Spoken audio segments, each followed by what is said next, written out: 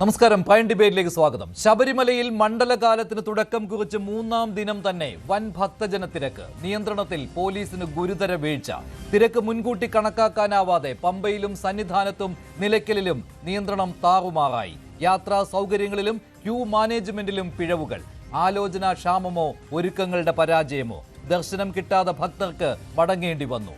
ശബരിമല തിരക്ക് നിയന്ത്രണത്തിൽ ഉണ്ടായ പിഴവുകൾ തുറന്നു സമ്മതിച്ച് തിരുവിതാംകൂർ ദേവസ്വം ബോർഡ് പ്രസിഡന്റ്. വൻ ഭക്തജന തിരക്ക് കൈകാര്യം ചെയ്യുന്നതിൽ ദേവസ്വത്തിന്റെയും പോലീസിന്റെയും തയ്യാറെടുപ്പുകൾ പര്യാപ്തമല്ലെന്ന് പ്രസിഡന്റിന്റെ തുറന്നു പറച്ചിൽ. മുൻകൂട്ടി വിലയിരുത്തലിൽ പിഴവുണ്ടായതും ചില സംവിധാനങ്ങൾ തകരാറിലായതും അംഗീകരിച്ച് കെ ജയകുമാർ. ഭക്തർ അനുഭവിച്ച ബുദ്ധിമുട്ടുകൾ തിരിച്ചറിഞ്ഞിട്ടുണ്ട്. പരിഹാരം ഉടൻ നടപ്പാക്കും. ചോദ്യം ഇത്രമാത്രം: ഈ സമ്മതം, ഉത്തരവാദിത്തം ഏറ്റെടുക്കലെങ്കിൽ സർക്കാരിന്റെ സമ്പൂർണ്ണ പരാജയമല്ലേ ശബരിമലയിൽ കണ്ടത്? തെരഞ്ഞെടുപ്പ് പെരുമാറ്റച്ചട്ടം പറഞ്ഞ് ദേവസ്വം മന്ത്രിക്ക് മുൻകൂർ ജാമ്യം എടുക്കാനാവുമോ? ആളെ കൂട്ടി നടത്തിയ അയ്യപ്പ സംഗമത്തിൽ തിരക്ക് നിയന്ത്രിക്കാൻ നൽകിയ നിർദ്ദേശങ്ങൾ ചവറ്റുകൊട്ടയിലോ? സ്വർണ്ണക്കൊള്ളയിൽ മുഖം നഷ്ടപ്പെട്ട തിരുവിതാംകൂർ ദേവസ്വം ബോർഡിന് ശബരിമലയിൽ താളം തെറ്റുമ്പോൾ പ്രൈം ഡിബേറ്റ് ചർച്ച ചെയ്യുന്നു. ശബരിമലയിൽ ഭക്തജന തിരക്ക് നിയന്ത്രിക്കുന്നതിൽ ആരുടെ വീഴ്ച?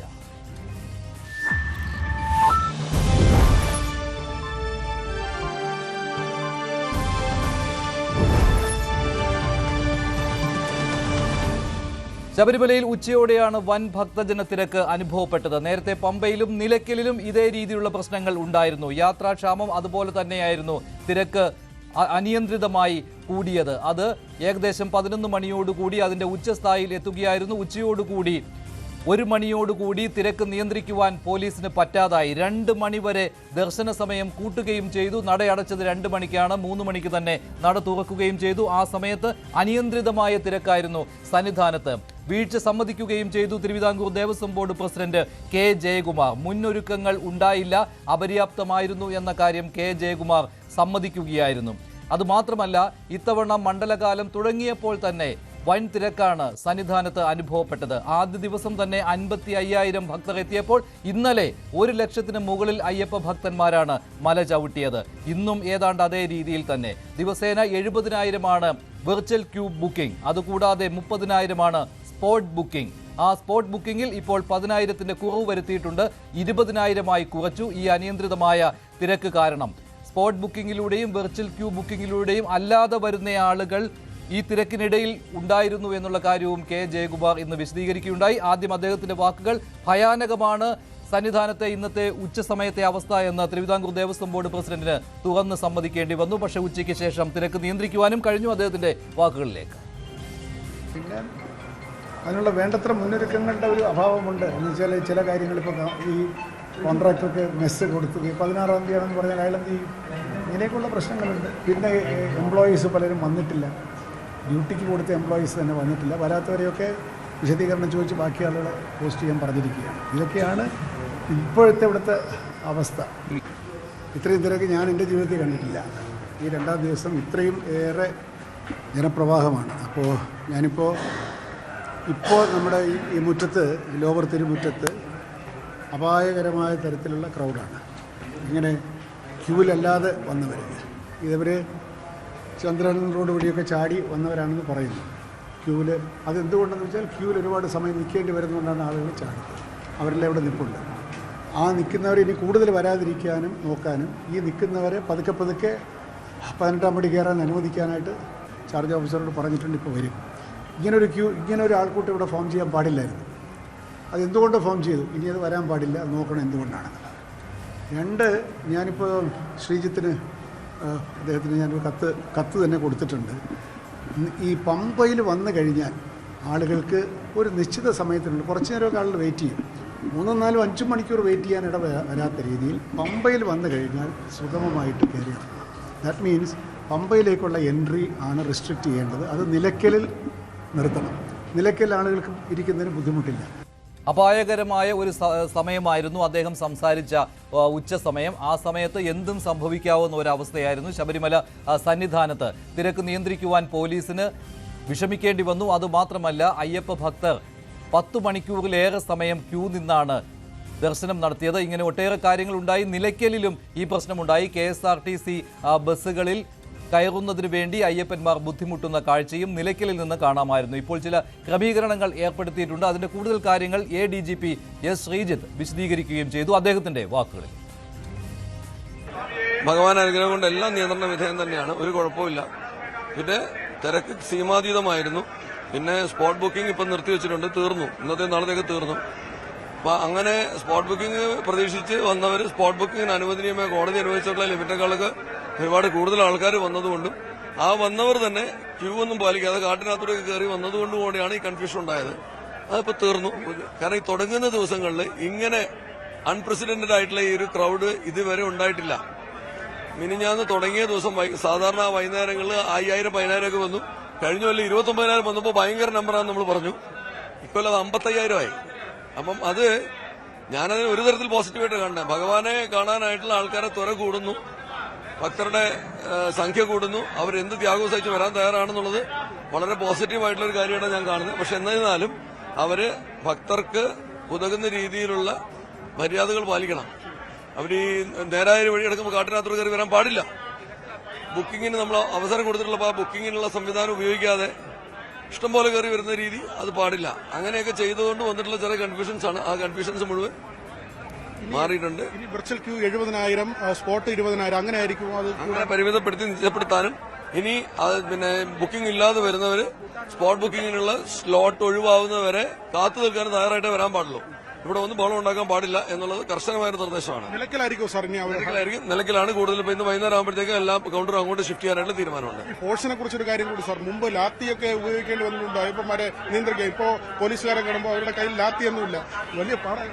ഞങ്ങളുടെ കയ്യില് എന്താ പറയാ, ഭക്തർക്ക് വേണ്ടിയിട്ടുള്ള നന്മയും സേവന നന്മതയും മാത്രമേ ഉള്ളൂ. അത് ഞങ്ങൾ ഭയങ്കരമായിട്ട് നന്നായിട്ട് ഉപയോഗിക്കുന്നുണ്ട്. ഞങ്ങൾ അപേക്ഷിക്കുകയാണ് അവരോട്. ചിലപ്പോൾ ഇത്തിരി കർക്കശത്തോടുകൂടി പറയുന്നുണ്ടെങ്കിൽ അവരുടെ നന്മയ്ക്ക് വേണ്ടി, അവർക്ക് അപകടം പറ്റാതിരിക്കാൻ വേണ്ടിയാണ് പറയുന്നത്. അല്ലാതെ വേറെ ഒരു തരത്തിലുള്ള ബലപ്രയോഗം ഇവിടെ ഉണ്ടായിട്ടില്ല. മിനിഞ്ഞാന്ന് തന്നെ പമ്പയിലെ സ്പോട്ട് ബുക്കിംഗിന് അവിടെ വെച്ച് എന്റെ ഒരു പോലീസ് ഉദ്യോഗസ്ഥനെ കൈയൊടിഞ്ഞു.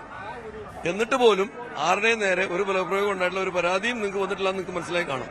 പക്ഷെ അതിനനുസരിച്ച് ആ ഉത്തരവാദിത്തം ഭക്തരോട് ഞങ്ങളിത് കാണിക്കണം. അവർക്ക് വേണ്ടി ഞങ്ങളിത് ചെയ്യുന്നത്. ഇതാണ് ശ്രീജിത്തിന്റെ വാക്കുകൾ. അദ്ദേഹത്തിനാണ് ശബരിമലയുടെ സുരക്ഷാ ചുമതല ഉള്ളത്. ADGP പറയുന്ന വാക്കുകൾ അനുസരിച്ചാണെങ്കിൽ സ്പോട്ട് ബുക്കിംഗ് കുറച്ചിട്ടുണ്ട്. 30,000-ൽ നിന്ന് 20,000 ആക്കി കുറച്ചു. നിലയ്ക്കലിലായിരിക്കും ഇനി സ്പോട്ട് ബുക്കിംഗ് സൗകര്യം ഏർപ്പെടുത്തുന്നത്. അദ്ദേഹം പറയുന്നത് ചരിത്രത്തിലെ തന്നെ ഏറ്റവും വലിയ ഒരു തിരക്കാണ് അനുഭവപ്പെടുന്നത്. തുടക്കകാലത്ത്, മണ്ഡലകാലത്തിന്റെ തുടക്ക സമയത്ത് ഇത്രയും ഭക്തജനത്തിരക്ക് സന്നിധാനത്ത് അനുഭവപ്പെടാറില്ല. പക്ഷേ ആദ്യ 2 ദിവസവും 1,50,000, 2 ദിവസം കൊണ്ട് 1,50,000 പേരാണ് ദർശനം നടത്തിയത്. ഇന്നും അത് 1,00,000-ന് മുകളിലാകും എന്ന കാര്യത്തിൽ സംശയമില്ല. VV വിനോദ് സന്നിധാനത്തുണ്ട്, ഞങ്ങളുടെ പ്രതിനിധി. വിനോദ്, ഉച്ചയ്ക്ക് വിനോദ് അവിടെ ഉള്ള സമയത്ത് അപായകരമായ ഒരു സ്ഥിതിവിശേഷം എന്നാണല്ലോ തിരുവിതാംകൂർ ദേവസ്വം ബോർഡ് പ്രസിഡന്റ് പറഞ്ഞത്. എന്തും സംഭവിക്കാവുന്ന കാര്യം. തിരക്ക് നിയന്ത്രിക്കുവാൻ പോലീസ് നന്നേ പാടുപെടുന്നുണ്ടായിരുന്നു. ഇന്നത്തേക്ക് തിരക്ക് നിയന്ത്രിച്ചു എന്നേ ഉള്ളോ? വരും ദിവസങ്ങളിൽ ഇതേ രീതിയിൽ രാവിലെ സമയങ്ങളിൽ ഇങ്ങനെ തിരക്ക് തുടർന്നാൽ എന്ത് ചെയ്യും പോലീസ്? അതിനുള്ള പ്രതിവിധി ഉണ്ടായിട്ടുണ്ടോ അവിടെ? ഈ സ്പോട്ട് ബുക്കിംഗ് നിയന്ത്രിച്ചത് കൊണ്ട് മാത്രം കാര്യമാകുന്നുണ്ടോ? ഈ വെർച്വൽ ക്യൂവിൽ തന്നെ ഏത് ദിവസത്തേക്കാണോ വെർച്വൽ ക്യൂ ബുക്ക് ചെയ്തിരിക്കുന്നത് ആ ദിവസമല്ലാതെ അതിനുശേഷം ബുക്ക് ചെയ്തവർ പോലും നേരത്തെ വരുന്നു എന്നുള്ള കാര്യം പോലും പോലീസ് പറയുന്നുണ്ടല്ലോ. അപ്പോൾ ഇതെല്ലാം ഈ മൊത്തം സംവിധാനത്തെ താറുമാറാക്കുമല്ലോ. അതുമാത്രമല്ല, മുന്നൊരുക്കങ്ങൾ ഉണ്ടായിരുന്നില്ല എന്ന് ദേവസ്വം ബോർഡ് പ്രസിഡന്റ് തുറന്ന് സമ്മതിക്കുകയും ചെയ്തുവല്ലോ ഇന്ന്.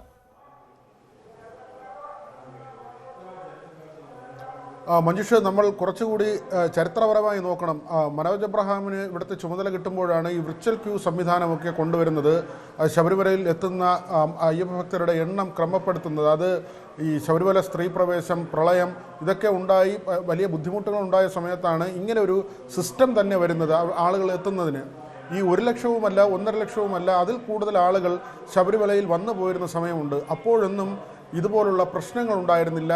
ഇവിടെ ഇന്ന് നമുക്ക് മനസ്സിലാക്കാൻ കഴിഞ്ഞത്, ഞാനിന്ന് കണ്ട കാഴ്ച, ഏകോപനത്തിൽ വലിയ വീഴ്ച ഉണ്ടായി. അതായത് പ്രതീക്ഷിക്കാതെ വലിയ തോതിൽ ആളുകൾ ഇവിടേക്ക് വന്നു. ഭക്തർ വലിയ തോതിൽ വരുന്നു. നമുക്കറിയാം, മണ്ഡലകാലം തുടങ്ങുമ്പോൾ ആദ്യത്തെ ഒരു 2 ആഴ്ച ശരാശരി ആണ് ഇവിടെ വരുന്ന ഭക്തരുടെ എണ്ണം. അതായത് ആളുകൾ വന്നു പോയി നിൽക്കും. പമ്പയിൽ നിന്ന് പുറപ്പെട്ടാൽ സന്നിധാനത്തെത്തുകയും ദർശനം നടത്തി മടങ്ങുന്നതിന് ഒരിടത്തും കാത്തു നിൽക്കേണ്ട ഒരു സാഹചര്യം മണ്ഡലകാലത്തിൻ്റെ തുടക്കത്തിൽ ഉണ്ടാകാറില്ല. പക്ഷേ ഇന്ന് സ്ഥിതി വ്യത്യസ്തമായിരുന്നു. തമിഴ്നാട്ടിൽ നിന്നും ആന്ധ്രയിൽ നിന്നും ഒക്കെ വലിയ തോതിൽ ഭക്തർ ശബരിമലയിലേക്ക് വരുന്ന സാഹചര്യമുണ്ടായി. ഇന്ന് തന്നെ Devaswom board president S Jayakumar പറഞ്ഞത് ഇവിടെ കാര്യങ്ങളൊന്നും ഇതുവരെ ശരിയായിട്ടില്ല.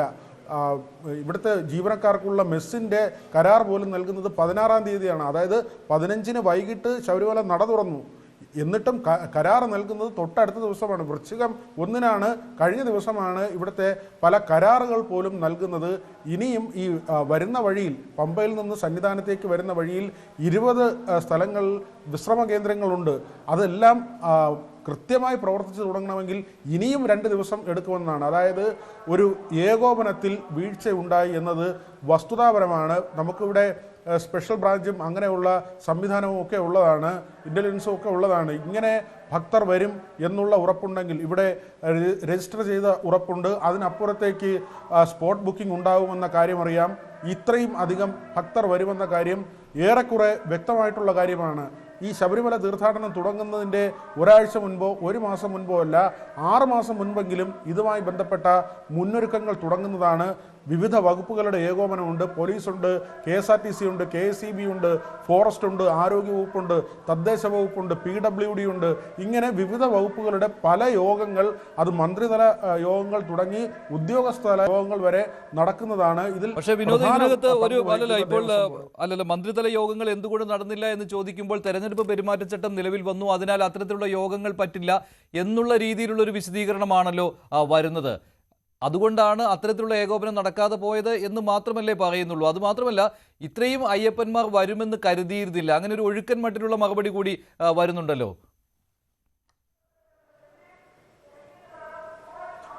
മഞ്ജുഷ, അവിടെയും അതാണ് വിചിത്രമായി തോന്നുന്നത്. ഈ തിരഞ്ഞെടുപ്പ് പെരുമാറ്റച്ചട്ടം വന്നത് കഷ്ടിച്ച് ഒരാഴ്ച മുൻപാണ് വരുന്നത്, അതിൻ്റെ വിജ്ഞാപനം വരുന്നത്. അതിനു മുൻപ് ഞാൻ ഈ പറഞ്ഞതുപോലെ 6 മാസത്തെയെങ്കിലും ഒരു പ്രക്രിയയാണ് ഒരു ശബരിമല തീർത്ഥാടനം. അത് റോഡ് ടാർ ചെയ്യുന്നത് മുതൽ, ഇവിടുത്തെ അടിസ്ഥാന സൗകര്യങ്ങളെക്കുറിച്ച് ചർച്ച ചെയ്യുന്നത് മുതൽ, ദേവസ്വം ബോർഡ് വ്യാപാര സ്ഥാപനങ്ങൾ ലേലം ചെയ്യുന്നത് മുതൽ, അതൊരു വലിയ തുടർ പ്രക്രിയയാണ്. അതുകൊണ്ട് ഈ തിരഞ്ഞെടുപ്പ് വിജ്ഞാപനത്തിൻ്റെ കാര്യം പറഞ്ഞ് ഒഴുക്കം മട്ടിൽ മന്ത്രിതല യോഗം ചേരാൻ പറ്റിയില്ല എന്ന് പറഞ്ഞു പോകാൻ കഴിയില്ല. മറ്റൊന്ന്, ഇവിടെ ഇപ്പോൾ ഉണ്ടായിട്ടുള്ള വിവാദങ്ങൾ ബജുഷി 2 കാര്യങ്ങൾ തന്നെയാണ്. അതിൽ ഒന്ന് ഏകോപനമില്ലായ്മ, 2 ഇപ്പോൾ നടക്കുന്ന വിവാദങ്ങൾ. ഈ വിവാദങ്ങളുടെ പശ്ചാത്തലത്തിൽ ഇവിടെ ഉദ്യോഗസ്ഥർ ഒരു പിന്നാക്കം പോക്ക് നടത്തിയിട്ടുണ്ട് എന്ന കാര്യം വ്യക്തമാണ്. കാരണം ശബരിമലയിൽ ഇത്രയും വലിയൊരു സ്വർണ്ണക്കൊള്ള നടക്കുന്നു. അത് ഞെട്ടലോടുകൂടിയാണ് കേരളം കണ്ടത്, രാജ്യം കണ്ടത്. അതിൽ ഒരു സംശയവുമില്ല. സ്വർണം മോഷണം പോയി. കഴിഞ്ഞ ദിവസം പോലും ഭക്തർ ദർശനം നടത്തുമ്പോൾ അവിടെ സ്പെഷ്യൽ ഇൻവെസ്റ്റിഗേഷൻ ടീം പാളികൾ ഇളക്കി മാറ്റുന്ന ജോലിയിലായിരുന്നു. ഒരു വശത്ത് അയ്യപ്പ ഭക്തർ അയ്യപ്പനെ കണ്ടു തൊഴുതുന്നു.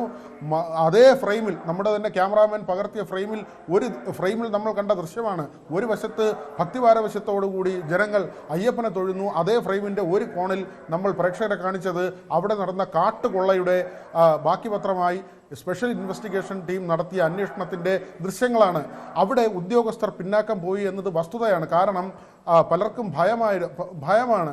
ഇപ്പോഴത്തെ ഒരു സാഹചര്യത്തിൽ സ്വന്തം നിലയ്ക്ക് എന്തെങ്കിലും ഒരു തീരുമാനമെടുത്താൽ എന്തെങ്കിലും കുഴപ്പമുണ്ടാകുമോ എന്ന ഭയം ഉദ്യോഗസ്ഥർക്കുണ്ട്. നമ്മൾ പലതവണ ഇവിടെ ശബരിമല റിപ്പോർട്ടിങ്ങിന് എത്തിയിട്ടുള്ളതാണ്. എല്ലാ കാര്യത്തിനും സർക്കാർ നിർദ്ദേശം നൽകേണ്ട, മന്ത്രി നിർദ്ദേശം നൽകേണ്ട, അല്ലെങ്കിൽ ബോർഡിൻ്റെ കൃത്യമായ നിർദ്ദേശങ്ങൾ വരേണ്ട. സ്വന്തം നിലയ്ക്ക് ഉദ്യോഗസ്ഥർക്ക് ചെയ്യാൻ പറ്റുന്ന കുറേ കാര്യങ്ങളുണ്ട്.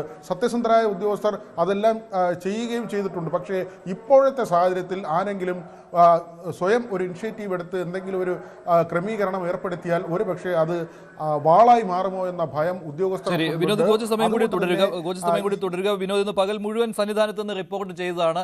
ആ ഭയാനകമായ ഒരു സ്ഥിതിവിശേഷം ഉച്ച സമയത്തുണ്ടെന്ന് തിരുവിതാംകൂർ ദേവസ്വം ബോർഡ് പ്രസിഡന്റ് പോലും പറഞ്ഞതാണ്. അതിൽ വിനോദ് പ്രധാനപ്പെട്ട ഒരു പോയിന്റ് പറയുകയാണ്. Shri doctor B Jayaraj, Shri Sreeth Panicker, Shri RV Babu, Rahul Eashwar എന്നിവർ ചേരുകയാണ്. ഡോക്ടർ ബി ജയരാജ്, പ്രധാനപ്പെട്ട കാര്യമാണ്, ഒരു മുന്നൊരുക്കവും ഉണ്ടായിട്ടില്ല. അത് തിരുവിതാംകൂർ ദേവസ്വം ബോർഡ് പ്രസിഡന്റ്, അദ്ദേഹം 2 ദിവസം മുൻപാണ് ചുമതലയേറ്റത്.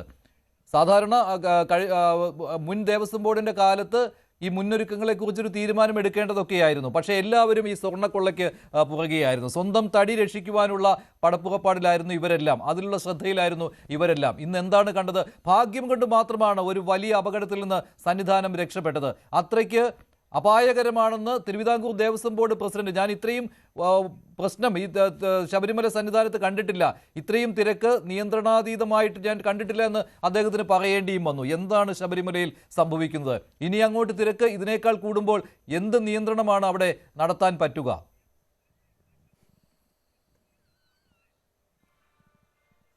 മഞ്ജുഷ്, ഇതിനകത്ത് നമ്മൾ കാണേണ്ടുന്നത് ഇപ്പം ഈ പറഞ്ഞില്ലേ, വിനോദ് അവിടെ നിന്ന് റിപ്പോർട്ട് ചെയ്തില്ലേ, വിനോദ് പറഞ്ഞു തന്ന കാര്യങ്ങളിനകത്ത് തന്നെ അതിനകത്ത് കോൺട്രഡിക്ഷൻസ് വരുന്നുണ്ട്. തുടക്കത്തിൽ അദ്ദേഹം പറഞ്ഞത് ഇതിൽ കൂടുതൽ ആളുകൾ വന്നിട്ടുള്ള സ്ഥലമാണ്, പക്ഷേ തുടക്ക ദിവസങ്ങളിൽ ഇത്രയധികം ജനക്കൂട്ടം ഉണ്ടായിട്ടില്ല എന്ന് പറഞ്ഞ കാര്യം ഒന്ന്. രണ്ടാമത്തെ കാര്യം എന്താണെന്ന് വെച്ച് കഴിഞ്ഞാൽ ഈ കേന്ദ്ര സേനയുടെ ഒരു സഹായം നമുക്ക് ഉണ്ടാവാറുണ്ട്. ബീഹാർ തെരഞ്ഞെടുപ്പ് നടന്നതിന് ശേഷം അവിടെ നിന്നുള്ള സേനാംഗങ്ങൾ കേന്ദ്രത്തിൻ്റെ ഒരു സപ്പോർട്ട് ഇതുവരെ എത്തിയിട്ടില്ല. അത് 2 ദിവസത്തിനകം എത്തൂ. അവരെയൊക്കെ കൃത്യമായിട്ടുള്ള പോയിന്റുകളിൽ ഏർപ്പെടുത്തി കഴിഞ്ഞാൽ അവർ ഈ കാടിലൂടെയുള്ള കയറി വന്നിട്ട് ഈ ക്യൂ നിന്ന് ശരിയാണ് 20 നേരത്തോട് നേരമൊക്കെ നിൽക്കുന്ന ഭക്തന്മാർ ചിലപ്പം വേറെ വളഞ്ഞ വഴിയൊക്കെ സ്വീകരിക്കും. അവരാരും ഡിസിപ്ലിൻഡ് ആയിട്ട് നിൽക്കണമെന്നൊന്നും നമുക്ക് അവകാശപ്പെടാനും പറ്റില്ല. കാര്യം കുഞ്ഞുങ്ങളൊക്കെ ആയിട്ട് നിൽക്കുന്നവരാണ്.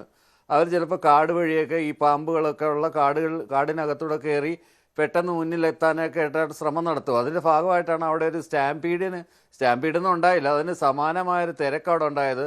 അത് കണ്ടിട്ട് ഇത്തരം സിറ്റുവേഷൻസ് നേരത്തെ കണ്ടിട്ടുള്ള ഒരാളെന്ന നിലയിൽ ജയകുമാർ സാറ് പറഞ്ഞത് അപകടകരമായ സന്ദർഭമാണ്, ശരിയായ അപകടകരമായ സന്ദർഭം തന്നെയായിരുന്നു. പിന്നീട് വേറൊരു കാര്യം എന്താണെന്ന് വെച്ച് കഴിഞ്ഞാൽ ഇതിനെ നിയന്ത്രിക്കാനായിട്ട് ഈ തെരഞ്ഞെടുപ്പ് പെരുമാറ്റച്ചട്ടത്തിൻ്റെ കാര്യം പറഞ്ഞത് ചുമ്മാതല്ല. കാര്യം മന്ത്രിക്ക് അവിടെ വന്നിട്ട് നേരിട്ട് ഒരു കാര്യം, സാധാരണഗതിയിൽ ഒരു ശബരിമല തുടങ്ങുന്ന സമയത്ത് മന്ത്രിയുടെ അവിടെ സാന്നിധ്യം ഉണ്ടാവും, നിറഞ്ഞ സാന്നിധ്യം ഉണ്ടാവും. ആ സാന്നിധ്യത്തിലൂടെയാണ് പല വകുപ്പുകളെയും കോർഡിനേറ്റ് ചെയ്യുന്നതും കാര്യങ്ങളെല്ലാം പെട്ടെന്ന് എളുപ്പത്തിലാക്കുകയും ചെയ്യുന്നത്. പെരുമാറ്റച്ചട്ടം കഴിഞ്ഞ ദിവസമാണ് നിലവിൽ വന്നത്. പെരുമാറ്റച്ചട്ടം കഴിഞ്ഞ ദിവസമാണ് നിലവിൽ വന്നത്. അല്ലല്ല, അതിനുശേഷം ആയിരുന്നില്ലല്ലോ ഈ മുന്നൊരുക്കങ്ങൾ വിലയിരുത്തേണ്ടതും മുന്നൊരുക്കങ്ങൾ സ്വീകരിക്കേണ്ടതും. മുന്നൊരുക്കങ്ങൾ വിലയിരുത്തുന്നതിൻ്റെ കാര്യമല്ല, ഈ പോസ്റ്റിങ്ങിന് കൊടുത്തേക്കുന്ന പല ആളുകളും പല ഉദ്യോഗസ്ഥരും ഹാജരായില്ല എന്ന് ജയകുമാർ സാർ തന്നെ പറയുന്നുണ്ടായിരുന്നു. പിന്നീട് ഇപ്പോൾ ഏതാ ചെയ്തതെന്ന് വെച്ച് കഴിഞ്ഞാൽ അതിനകത്ത് ഈ വെർച്വൽ ക്യൂ സംവിധാനം, അത് ഡിസംബർ 10-ാം തീയതി വരെ ഓൺലൈൻ ബുക്കിംഗ് ഒന്നും അവൈലബിൾ അല്ല. 7 സ്ഥലത്താണ് നിലയ്ക്കലിൽ ഇപ്പോൾ തുടങ്ങിയിരിക്കുന്നത് പുതിയതായിട്ട്. വെർച്വൽ ക്യൂ അല്ല, ഈ പറഞ്ഞ കണക്കുള്ള സ്പോട്ട് ബുക്കിങ്ങിന് 7 സ്ഥലത്താണ് നിലയ്ക്കലിൽ ഇപ്പോൾ സ്റ്റാർട്ട് ചെയ്തിരിക്കുന്നത്. അതുപോലെ ഈ കാട് വഴിയുള്ള കയറി വന്നിട്ട് ആളുകൾ ഈ വന്നിറങ്ങാനായിട്ടുള്ള ഒരു സംവിധാനം നിർത്താനായിട്ട് ആ പ്രധാനപ്പെട്ട പോയിന്റുകളിലെല്ലാം പോലീസിനെ വിന്യസിപ്പിക്കുന്നൊരു കാര്യം കൂടി ആലോചിച്ചിട്ടുണ്ട്. അതിനോടൊപ്പം തന്നെ ഇത്തരം തിരക്കുകൾ ഉണ്ടായിക്കഴിഞ്ഞാൽ എന്തായാലും ശബരിമലയായി അപകടമൊന്നും നടക്കാതിരുന്നത് വലിയ വലിയ വലിയ ഭാഗ്യമായി ഞാൻ കരുതുന്നു. അഭൂതപൂർവമായ ജനത്തിരക്കാണ് ഇന്നുണ്ടായത്, കഴിഞ്ഞ ദിവസങ്ങളിലുണ്ടായതെന്ന് നമുക്ക് കാണുമ്പോൾ തന്നെ അറിയാനായിട്ട് പറ്റും. ഇതിനകത്ത് യോജിച്ച ഒരു തീരുമാനത്തിലൂടെ ഭക്തന്മാരും അതുപോലെ തന്നെ ഉദ്യോഗസ്ഥരും എല്ലാം കൂടെ ഒരുമിച്ച് നിന്നാൽ മാത്രമേ ഇത്തരത്തിലുള്ള ഒരു സിറ്റുവേഷൻ നമുക്ക് ഒഴിവാക്കാൻ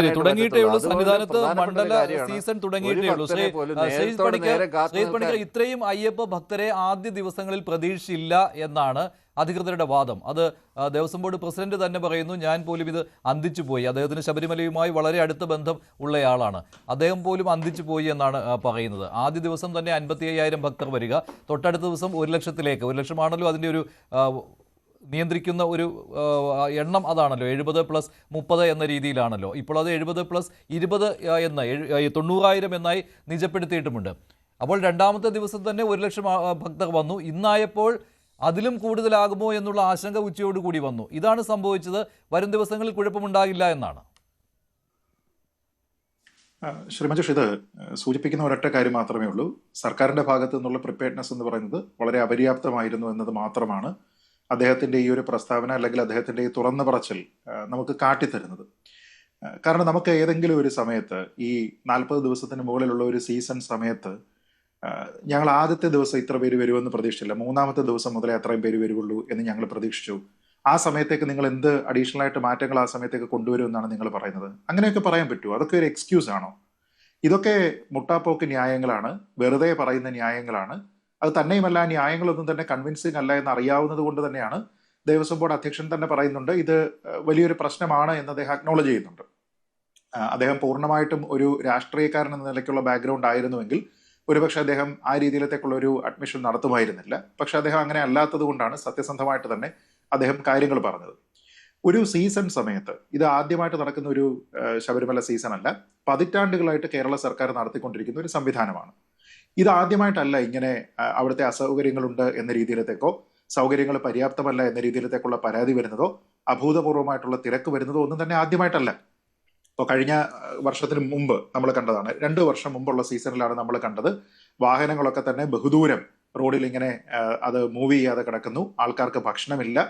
സന്നദ്ധ പ്രവർത്തകരൊക്കെ തന്നെ ബിസ്ക്കറ്റും കാര്യങ്ങളും ഒക്കെ തന്നെ കൊണ്ടു കൊടുക്കുന്നു. കുട്ടികൾക്ക് പോലും വെള്ളം കുടിക്കാനുള്ള അവസ്ഥയില്ല. ഇതൊക്കെ കാണുന്നു. പല ആൾക്കാരും വഴിക്ക് വെച്ചിട്ട് മാല ഉപേക്ഷിച്ച്, അതായത് ശബരിമലയിലേക്ക് ഇനി പോകുന്നില്ല എന്ന് തീരുമാനിച്ചിട്ട് മറ്റു പല ക്ഷേത്രങ്ങളിലുമൊക്കെ പോയി അവർ മാലയൊക്കെ അവിടെ തന്നെ അഴിച്ചു വെച്ചതിന് ശേഷം തിരികെ വീടുകളിലേക്ക് മടങ്ങുന്നതൊക്കെ തന്നെ നമ്മൾ കണ്ടതാണ്. അപ്പൊ അതെന്തുകൊണ്ടാണ് അതുണ്ടായത് അത്ര വലിയ തിരക്ക് അവിടെ ഉണ്ടായതുകൊണ്ടാണ്. അത് നടാടെ ഉണ്ടായിരിക്കുന്ന തിരക്കല്ല. ഇത്രയും വലിയ തിരക്ക് അവിടെ ഉണ്ടാകും എന്നതിനെ കുറിച്ച് ദേവസ്വം ബോർഡിന് കൃത്യമായിട്ട് അറിയാം. കഴിഞ്ഞ സീസണിൽ ഈ തിരക്ക് മാനേജ് ചെയ്തിരുന്ന ഒരു സമയത്ത് ദേവസ്വം ബോർഡ് പ്രസിഡന്റ് വന്ന് ക്രെഡിറ്റ് അടിച്ചത് നമ്മളെല്ലാം കണ്ടതാണല്ലോ. കഴിഞ്ഞ തവണത്തെ ഏറ്റവും വലിയ ക്രെഡിറ്റ് അങ്ങനെയായിരുന്നു. ഒരു പ്രശ്നവും ഉണ്ടാകാത്ത ഒരു മണ്ഡല മകരവിളക്ക് സീസൺ എന്നാണ് കഴിഞ്ഞ വർഷത്തെ വിശേഷിപ്പിച്ചത്. കഴിഞ്ഞ മുമ്പത്തെ വർഷം പ്രശ്നമുണ്ടായി, നിലയ്ക്കലിൽ വലിയ തിരക്ക് അനുഭവപ്പെട്ടു. പക്ഷേ കഴിഞ്ഞ വർഷം അങ്ങനെയൊന്നും ഉണ്ടായില്ല എന്ന് ഈ ശബരിമല അയ്യപ്പ സംഗമ സമയത്ത് ആദ്യ വാചകം അതായിരുന്നു, ദേവസ്വം മന്ത്രിയുടെയും തിരുവിതാംകൂർ ദേവസ്വം ബോർഡ് പ്രസിഡന്റായിരുന്ന PS പ്രശാന്തിന്റെയും. അതെ. അപ്പൊ അതിനർത്ഥം എന്താ? അതിനർത്ഥം ഇവരെ കൊണ്ട് കൺട്രോൾ ചെയ്യാൻ കഴിയുന്ന കാര്യങ്ങളാണ്, അത് ഞങ്ങൾ കൺട്രോൾ ചെയ്തു, അത് ഞങ്ങളുടെ ഒരു മികവാണ് എന്നാണല്ലോ ഇവർ പറഞ്ഞിരിക്കുന്നത്. അതല്ല എങ്കിൽ ഇവര് ചക്ക വീണ് മുയല് ചത്തതാണ് എന്ന രീതിയിൽ പറയണം. ശിക്കാരി ശംഭുവിനെ പോലെ എങ്ങനെയോ ഞങ്ങൾക്ക് ലോട്ടറി അടിച്ചതാണ് എന്ന് പറയണം. അങ്ങനെയല്ല ഇവർ പറഞ്ഞത്. മറിച്ച് ഒരു തരത്തിലുള്ള പരാതികളുമില്ലാത്ത, ഒരാളിനും ഒരു ബുദ്ധിമുട്ടുമില്ലാത്ത സീസണാണ് ഇപ്പോൾ കടന്നുപോയത് എന്ന് ദേവസ്വം മന്ത്രിയും ദേവസ്വം ബോർഡ് പ്രസിഡന്റും ആവർത്തിച്ച് മേനി നടിച്ചുകൊണ്ട് ഇത് പറഞ്ഞു എങ്കിൽ അതിനർത്ഥം കൺട്രോളബിൾ ആയിട്ടുള്ള വേരിയബിൾസ് മാത്രമേ അവിടെ ഉള്ളൂ എന്നാണ്. എന്ന് വെച്ചാൽ ആ തിരക്ക് നിയന്ത്രിക്കുക, എവിടെയൊക്കെയാണോ അതിന് സ്റ്റോപ്പ് പോയിന്റുകൾ വെക്കേണ്ടത്, എവിടെയൊക്കെയാണോ ആൾക്കാരെ തിരക്കിന്റെ അടിസ്ഥാനത്തിൽ നിയന്ത്രിച്ച് നിർത്തേണ്ടത്, ഈ കാര്യങ്ങളെപ്പറ്റി നമുക്ക് കൺട്രോൾ ചെയ്യാൻ പറ്റുന്ന വേരിയബിൾസ് മാത്രമേ ഇവിടെ ഉള്ളൂ എന്നാണ് അതിനർത്ഥം. അതല്ലാതെ പെട്ടെന്ന് ഈ വർഷം അത് പൊടുന്നനെ അങ്ങ് എല്ലാം താറുമാറായിട്ട് പോകുന്നു. ഒന്നാമത്തെ ദിവസം ഇത്ര പേര് വരുന്നില്ല, രണ്ടാമത്തെ ദിവസം ഇത്ര പേര് വരും, ഇങ്ങനെയൊക്കെയാണ് ഞങ്ങൾ പ്രതീക്ഷിച്ചത് എന്നൊക്കെ പറഞ്ഞു കഴിഞ്ഞാൽ അതിനർത്ഥം നിങ്ങളുടെ ലാക്ക് ഓഫ് പ്രിപ്പയർനെസ് ആണ്. ഇത്ര വലിയ ഒരു അഭൂതപൂർവമായിട്ടുള്ള തിരക്ക് വരുന്നതിനെ കുറിച്ച് നേരിടുന്നതിന് വേണ്ടി നിങ്ങൾ ഒരു തരത്തിലും നിങ്ങൾ പ്രാപ്തമായിരുന്നില്ല. പകരം നിങ്ങളുടെ ഫോക്കസ് എവിടെയായിരുന്നു എന്നുള്ളത് നമുക്ക് കൃത്യമായിട്ട് അറിയാം. ദേവസ്വം ബോർഡിന്റെ ഭരണസമിതിയുടെ അടക്കം ഫോക്കസ് എവിടെയായിരുന്നു എന്നും ശബരിമലയിൽ നിന്ന് സ്വർണം കട്ടുകൊണ്ടു പോകാനായിരുന്നു എന്ന കാര്യമെല്ലാം നമുക്കറിയാവുന്നതാണ്. നമ്മൾ ആലോചിക്കുന്നത് ശബരിമലയുമായി ബന്ധപ്പെട്ട് ഇത് ഏതാനും ഒന്നോ രണ്ടോ ഉദ്യോഗസ്ഥർ, അല്ലെങ്കിൽ ഈ അന്വേഷണത്തിന്റെ നിഴലിൽ നിൽക്കുന്ന ഒന്നോ രണ്ടോ ഉദ്യോഗസ്ഥർ മാത്രം വിചാരിച്ചാൽ ചെയ്യുന്ന കാര്യങ്ങളല്ല.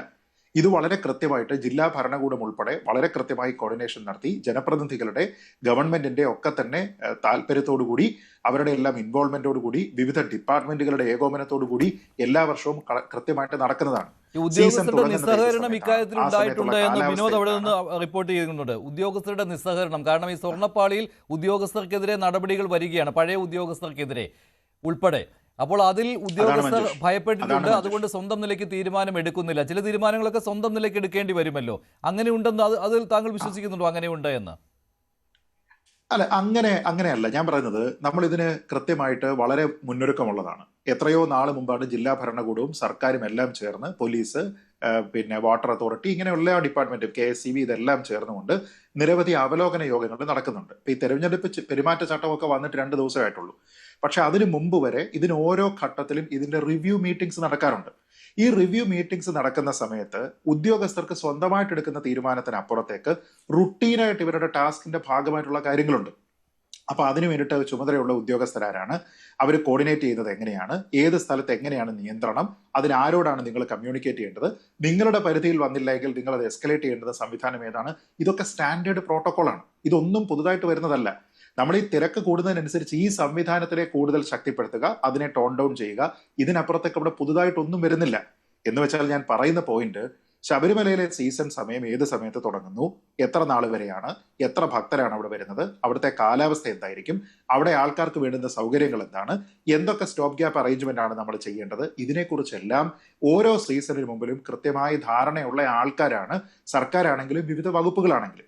എന്നിട്ടും അവരത് കൃത്യമായിട്ട് ചെയ്തിട്ടില്ല എങ്കിൽ, ഓൾട്ടർനേറ്റ് വർഷങ്ങളിൽ ഈ പ്രശ്നങ്ങൾ തിരിച്ചു വരുന്നുണ്ടെങ്കിൽ അതിനർത്ഥം നിങ്ങൾക്ക് അതിന് കൃത്യമായിട്ട് ഫോക്കസ് കുഴപ്പമില്ല എന്ന് മേനി നടിച്ചു ഇത്തവണ. പക്ഷേ അതേ കുഴപ്പം തന്നെ മണ്ഡല സീസന്റെ തുടക്കത്തിൽ തന്നെ ഉണ്ടായിരിക്കുകയാണ്. ശ്രീ RB ബാബു, ഇതിന്റെ പേരിൽ ദേവസ്വം മന്ത്രി രാജിവെക്കണമെന്നൊക്കെ ഹിന്ദു ഐക്യവേദി ആവശ്യപ്പെടുന്നുണ്ട്. പക്ഷേ ദേവസ്വം മന്ത്രിക്ക് ഇക്കാര്യത്തിൽ ഒരു പ്രതികരണം നടത്താൻ പറ്റില്ല. അദ്ദേഹത്തിന് തെരഞ്ഞെടുപ്പ് പെരുമാറ്റച്ചട്ടം തടസ്സം നിൽക്കുകയാണ്. ദേവസ്വം മന്ത്രി ഒരു അവലോകന യോഗത്തിലും പങ്കെടുത്തില്ല എന്നൊക്കെ ഇതിൽ അർത്ഥമാക്കേണ്ടതുണ്ടോ? ഒരു മുന്നൊരുക്കങ്ങളുടെയും ഭാഗമായിട്ടില്ല എന്ന്?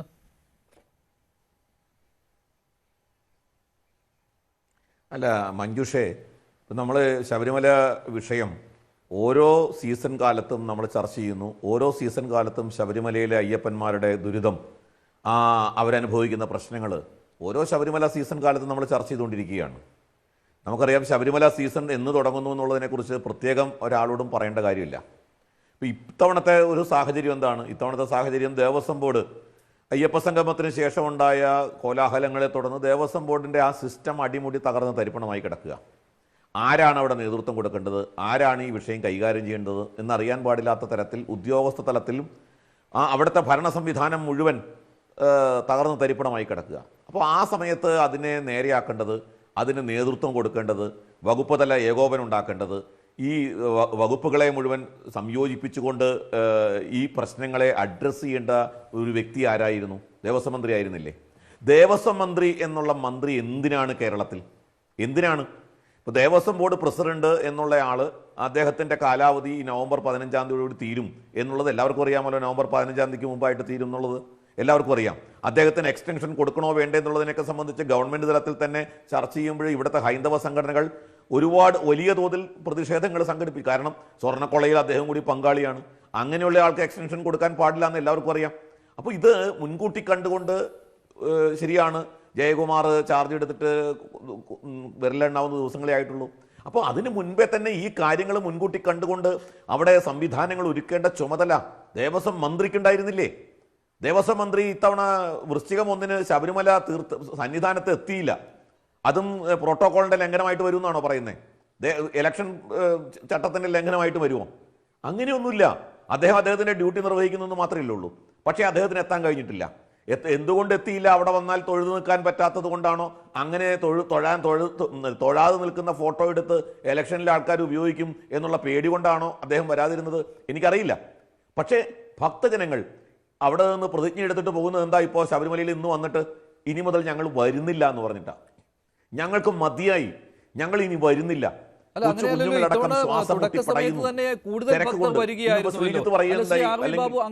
ഭക്തർ തിരികെ പോയി എന്നാണല്ലോ താങ്കൾ ഉദ്ദേശിക്കുന്നത്? ദർശനം നടത്തി തിരികെ പോകുന്ന ഭക്തരെ കുറിച്ച് തന്നെയാണല്ലോ താങ്കൾ പറഞ്ഞത്, ഇനി വരില്ല എന്ന് പറഞ്ഞുകൊണ്ട്. പക്ഷേ ഇത്തവണ മുൻവർഷത്തേക്കാൾ തുടക്ക സമയത്ത് തന്നെ അയ്യപ്പന്മാർ കൂടുതൽ എന്ന് പറയുമ്പോൾ വരും ദിവസങ്ങളിൽ ഇതിനേക്കാൾ താല്പര്യം ശബരിമലയിൽ വരാൻ അയ്യപ്പന്മാർ കാണിക്കുമെന്ന് തന്നെയാണല്ലോ. എന്തായാലും വെർച്വൽ ക്യൂ നിയന്ത്രണം ഉള്ളതുകൊണ്ട് ഇനി ഡിസംബർ 10 വരെ ബുക്ക് ചെയ്യാൻ പറ്റില്ല.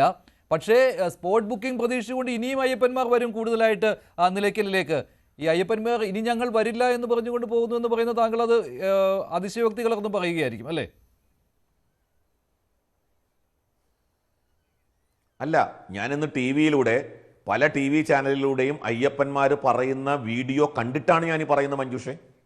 അവിടെ നിന്ന് അയ്യപ്പന്മാർ, തമിഴ്നാട്ടിൽ നിന്നുള്ള, കർണാടകയിൽ നിന്നുള്ള അയ്യപ്പന്മാർ നിങ്ങളെപ്പോലുള്ള ചാനലുകളോട് സംസാരിക്കുന്നതിൻ്റെ വീഡിയോ കണ്ടിട്ടാണ് ഞാൻ ഈ പറയുന്നത്.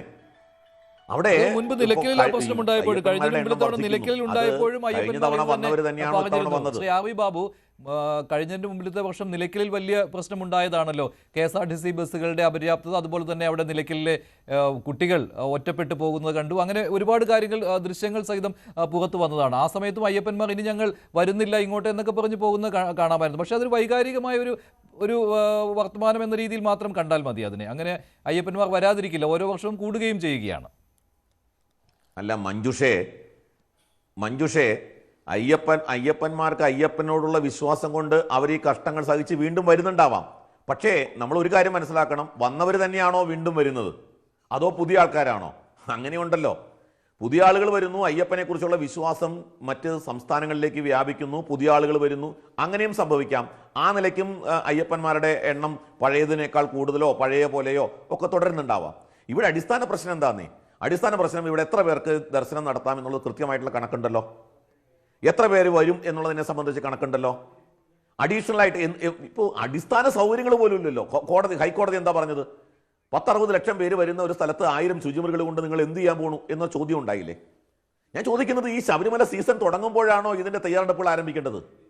എന്തുകൊണ്ട് ഇപ്പോൾ ഇതിനെ സംബന്ധിച്ച് സർക്കാരിന് ഒരു വലിയ ഉത്തരവാദിത്വമില്ല മഞ്ജുഷേ ഞാൻ പറയുന്നു, 10-60 ലക്ഷത്തോളം അയ്യപ്പന്മാർ വരുന്നു. ഈ 60-70 ലക്ഷം അയ്യപ്പന്മാർ വരുന്ന ആ അയ്യപ്പന്മാരിൽ നിന്നും സർക്കാരിലേക്ക് എത്ര കോടി രൂപ നികുതി കിട്ടുന്നുണ്ട്? ഈ സർക്കാർ ഒരു കാര്യവും ഔദാര്യം ചെയ്യേണ്ടെന്ന്. ഈ ശബരിമലയ്ക്ക് വേണ്ടി 10 രൂപ ഔദാര്യം ചെയ്യണ്ട, 10 രൂപയുടെ സഹായം കൊടുക്കണ്ട. അവിടെ നിന്ന് ഖജനാവിലേക്ക് ഒഴുകിയെത്തുന്ന കോടാനുകോടി രൂപയുടെ ഒരു അംശം ചെലവാക്കിയ പോരെ? ഒരംശം. അങ്ങനെയല്ലേ നമ്മുടെ നാട്ടിൽ ഭക്തജന തീർത്ഥാടനങ്ങൾ പ്രോത്സാഹിപ്പിക്കുകയും സർക്കാർ മറ്റൊരു തരത്തിൽ അതിനൊരു വരുമാന മാർഗമായിട്ടും കാണുന്നത് അങ്ങനെയല്ലേ? അപ്പൊ ഈ അയ്യപ്പന്മാരിൽ നിന്നും കിട്ടുന്ന കോടാനുകോടി രൂപയുടെ നികുതി പണത്തിന്റെ നന്ദിയെങ്കിലും ഈ അയ്യപ്പന്മാരോട് കാണിക്കാൻ സർക്കാരിന് ഉത്തരവാദിത്വമില്ലേ? സർക്കാർ ചെയ്യുന്നുണ്ടോ? എന്നിട്ട് ഈ ശബരിമല സീസൺ തുടങ്ങുന്നതിന് തൊട്ട് മുമ്പ് ഒരു 100 കോടി രൂപയോ 50 കോടി രൂപയോ പോലെ പ്രഖ്യാപിക്കുന്നു. റോഡിന്റെ വികസനം ഒരാഴ്ച 2 ആഴ്ച മുമ്പാണ് റോഡ് വികസിപ്പിക്കാൻ പോകുന്നത്. ഇതൊന്നും അറിയാൻ പാടില്ലേ? ശബരിമല സീസണിന്റെ ശരിയാണ് ശ്രീ ആർ വി ബാബു. മാത്രമല്ല അയ്യപ്പ സംഗമത്തിലെ പ്രധാന ചർച്ചാ വിഷയം എന്ന് പറയുന്നത് ശരിയാണ്. അയ്യപ്പ സംഗമത്തിലെ പ്രധാന ചർച്ചാ വിഷയം എന്ന് പറയുന്നത് ശബരിമലയിലെ ഈ തിരക്ക് നിയന്ത്രിക്കുക എന്നുള്ളതായിരുന്നു. അന്ന് വിദഗ്ധർ ഇതേക്കുറിച്ച് ക്ലാസ്സുകളും എടുത്തതാണ്. എങ്ങനെ ഈ തിരക്ക് നിയന്ത്രിക്കാം, എത്ര ഭക്തർ വന്നാലും എങ്ങനെ അവർക്ക് സുഖകരമായ ദർശനം സാധ്യമാക്കാം. മണ്ഡല സീസണിന്റെ തുടക്ക ദിവസം തന്നെ അത് പാളിയിരിക്കുകയാണ്. സർക്കാരിന്റെ സമ്പൂർണ്ണ പരാജയമാണ്, തിരുവിതാംകൂർ ദേവസ്വം ബോർഡിന്റെ പരാജയമാണ്. വി വിനോദ് തുടരുന്നുണ്ട് സന്നിധാനത്ത്. വിനോദ്, ഈ വെർച്വൽ ക്യൂ ബുക്കിംഗ് ഡിസംബർ 10 വരെ ഇനി ഉണ്ടായിരിക്കില്ല, ഫില്ലായിരിക്കുകയാണ്. അതിനുശേഷം 10 മുതൽ 27 വരെ എന്തോ ഉണ്ട്. മണ്ഡല പൂജയുടെ അന്നുമില്ല, അതിന് തലേ ദിവസവുമില്ല, ഫില്ലായി കഴിഞ്ഞു. അപ്പോൾ ഈ സമയത്തും ഈ സ്പോട്ട് ബുക്കിംഗ് പ്രതീക്ഷിച്ചുകൊണ്ട് വീണ്ടും അയ്യപ്പന്മാർ എത്തിക്കൊണ്ടേയിരിക്കും. അപ്പോൾ ഇന്ന് ADGP എസ് ശ്രീജിത്ത് പറയുന്ന ഒരു പ്രധാനപ്പെട്ട കാര്യമുണ്ട്. അയ്യപ്പന്മാർ വന്നോളൂ, പക്ഷേ വരുന്ന അതേ ദിവസം തന്നെ ദർശനം നിങ്ങൾക്ക് സാധ്യമാകും എന്ന് കരുതി വരരുത് എന്ന്. പക്ഷേ അയ്യപ്പന്മാർ അതിന് തയ്യാറാകുമോ? അത്രയും ദിവസങ്ങൾ കാത്തു നിൽക്കുക എന്നുള്ളത്, അവർ ഏതെങ്കിലും വഴികളിലൂടെ വീണ്ടും സന്നിധാനത്തേക്ക് എത്തുവാനായിട്ട് ശ്രമിക്കില്ലേ? അതല്ലെങ്കിൽ നിലയ്ക്കലിൽ ഒരു തടസ്സം ഉണ്ടാക്കണം, ഇല്ല? അങ്ങനെയാണോ പോലീസ് ഇപ്പോൾ ഉദ്ദേശിക്കുന്നത്, നിലയ്ക്കലിൽ നിയന്ത്രണം ഏർപ്പെടുത്തുക എന്നുള്ളത്? മഞ്ജുഷ്, ഇവിടെ ഉള്ള ഒരു പ്രധാനപ്പെട്ട കാര്യം, നമ്മൾ തിയേറ്ററിൽ ആളിനെ കയറ്റുന്നത് പോലെ ടിക്കറ്റ് കൊടുത്തിട്ട് ഹൗസ്ഫുൾ എന്നൊരു ബോർഡ് എഴുതി വെച്ച് ഇനി ആളിനെ കയറ്റില്ല എന്ന് ഒരു സിനിമാ തിയേറ്ററിൽ പറയുന്നത് പോലെ പറയാൻ പറ്റുന്നൊരു സ്ഥലമല്ല ശബരിമല. കാരണം കേരളത്തിൽ നിന്നുള്ള ഭക്തർ മാത്രമല്ല ഇവിടെ വരുന്നത്. തമിഴ്നാട്ടിൽ നിന്നും, ആന്ധ്രയിൽ നിന്നും, കർണാടകയിൽ നിന്നും അവർ ഒരു വർഷം മുഴുവൻ മനസ്സിൽ അയ്യപ്പനെ ഓർത്ത് കഴിയുകയും വ്രതമെടുത്ത് ഇവിടെ വരികയും ചെയ്യുന്ന ആളുകളാണ്. മറ്റൊരു കാര്യം, ഈ ആന്ധ്രയിൽ നിന്നും കർണാടകയിൽ നിന്നുമൊക്കെ വരുന്ന അയ്യപ്പ ഭക്തന്മാർ പലരും അവിടുത്തെ കുഗ്രാമങ്ങളിൽ നിന്ന് വരുന്ന ആളുകളാണ്. അവർക്ക് ഇതിൻ്റെ ടെക്നിക്കാലിറ്റീസിനെ കുറിച്ചൊന്നും വലിയ ധാരണയില്ല. ഈ നമ്മൾ വിർച്വൽ ക്യൂവിനെ കുറിച്ച് പറയുമ്പോഴോ അല്ലെങ്കിൽ സ്പോട്ട് ബുക്കിങ്ങിനെ കുറിച്ച് പറയുമ്പോഴോ അങ്ങനെ ഒന്നുമല്ല. നമ്മൾ ഇപ്പോഴും റിപ്പോർട്ട് ചെയ്യാൻ തിരുവനന്തപുരത്ത് നിന്ന് ശബരിമലയിലേക്ക് വരുന്ന വഴിയിൽ കണ്ടത് കാൽനടയായി വരുന്ന ആളുകളെയാണ്. അത് കേരളത്തിലുള്ള ആളുകളല്ല, മറ്റ് സംസ്ഥാനങ്ങളിൽ നിന്ന് ദിവസങ്ങളോളം നടന്ന് ശബരിമലയിലെത്തി അവിടെ പമ്പയിൽ നിന്ന് സന്നിധാനത്ത് പോയി ശ്രീകോവിലിന് മുന്നിൽ അയ്യപ്പനെ കാണുന്ന ആളുകളാണ്. അവരോടാണ് നമ്മൾ വിർച്വൽ ക്യൂവിനെ കുറിച്ചും സ്പോട്ട് ബുക്കിങ്ങിനെ കുറിച്ചും ഒക്കെ പറയുന്നത്. ഈ നടന്ന് ഏത് ദിവസം ഇവിടെ എത്തുമെന്ന് പോലും ഒരു കൃത്യതയില്ല. അങ്ങനെയുള്ള ഒരുപാട് ഭക്തർ ഒരുപാട് വഴികളിലൂടെ വരുന്നൊരു സ്ഥലമാണ് ശബരിമല. അവിടെ നമ്മൾ ഈ ന്യായവാദങ്ങൾ നിരത്തുകയും 90,000 പേരാണ്, 70,000 പേരാണ്, അങ്ങനെയൊക്കെ പറയുന്നതിന് ഒരു പരിധിയുണ്ട്. അല്ലെങ്കിൽ ഇവിടെ വരുന്ന ആളുകൾക്ക് കൃത്യമായി ദർശനം നൽകാനുള്ള ഈ ക്രമീകരണം ഏർപ്പെടുത്തുക എന്നുള്ളതാണ് ഏറ്റവും പ്രധാനപ്പെട്ട കാര്യം. അതിൽ ഇപ്പോൾ 70,000 പേർക്ക് വിർച്വൽ ക്യൂ, 20,000 പേർക്ക് സ്പോട്ട് ബുക്കിംഗ്, അങ്ങനെ 90,000 പേർ, പരമാവധി 1,00,000 പേർ അങ്ങനെ വെക്കുന്നു. ഒരു മിനിറ്റിൽ നമ്മളുടെ കണക്കനുസരിച്ച് കയറ്റിവിടാൻ പറ്റുന്നതായി പഴയ കാലത്ത് ജോലി ചെയ്തിരുന്ന ഉദ്യോഗസ്ഥർ പറയുന്നത് 80 പേരെയെങ്കിലും കയറ്റിവിടാം എന്നതാണ്. MR അജിത്കുമാർ ഇവിടെ ചുമതല ഉണ്ടായിരുന്ന സമയത്ത് കഷ്ടിച്ച് 45 പേരെയൊക്കെയാണ് കയറ്റിവിട്ടത്. 45 പേർ, 50 പേർ. അത് ഒരുപക്ഷെ ആ പോലീസുകാരുടെ പരിചയക്കുറവായിരിക്കാം. അല്ലെങ്കിൽ അങ്ങനെ കയറ്റിവിടുന്നതിന് അനുസൃതമായി അവർക്ക് പരിശീലനം നൽകുക. അവിടെ NDRFിൻ്റെ സേവനം വേണം, RAFിൻ്റെ സേവനം വേണം. ഈ 2 കേന്ദ്രസേനകൾ ഇതുവരെ ഈ നിമിഷം വരെ ശബരിമലയിലേക്ക് വന്നിട്ടില്ല. അത് ആരുടെ പിശകാണ് അല്ലെങ്കിൽ അങ്ങനെ വേണമെന്ന് ആവശ്യപ്പെട്ടിട്ടില്ല എന്നതല്ലേ ശരി? വേണമെന്ന് ആവശ്യപ്പെട്ടിട്ടില്ല, തുടക്ക ദിവസങ്ങളിൽ ആവശ്യമില്ല എന്ന് കരുതി.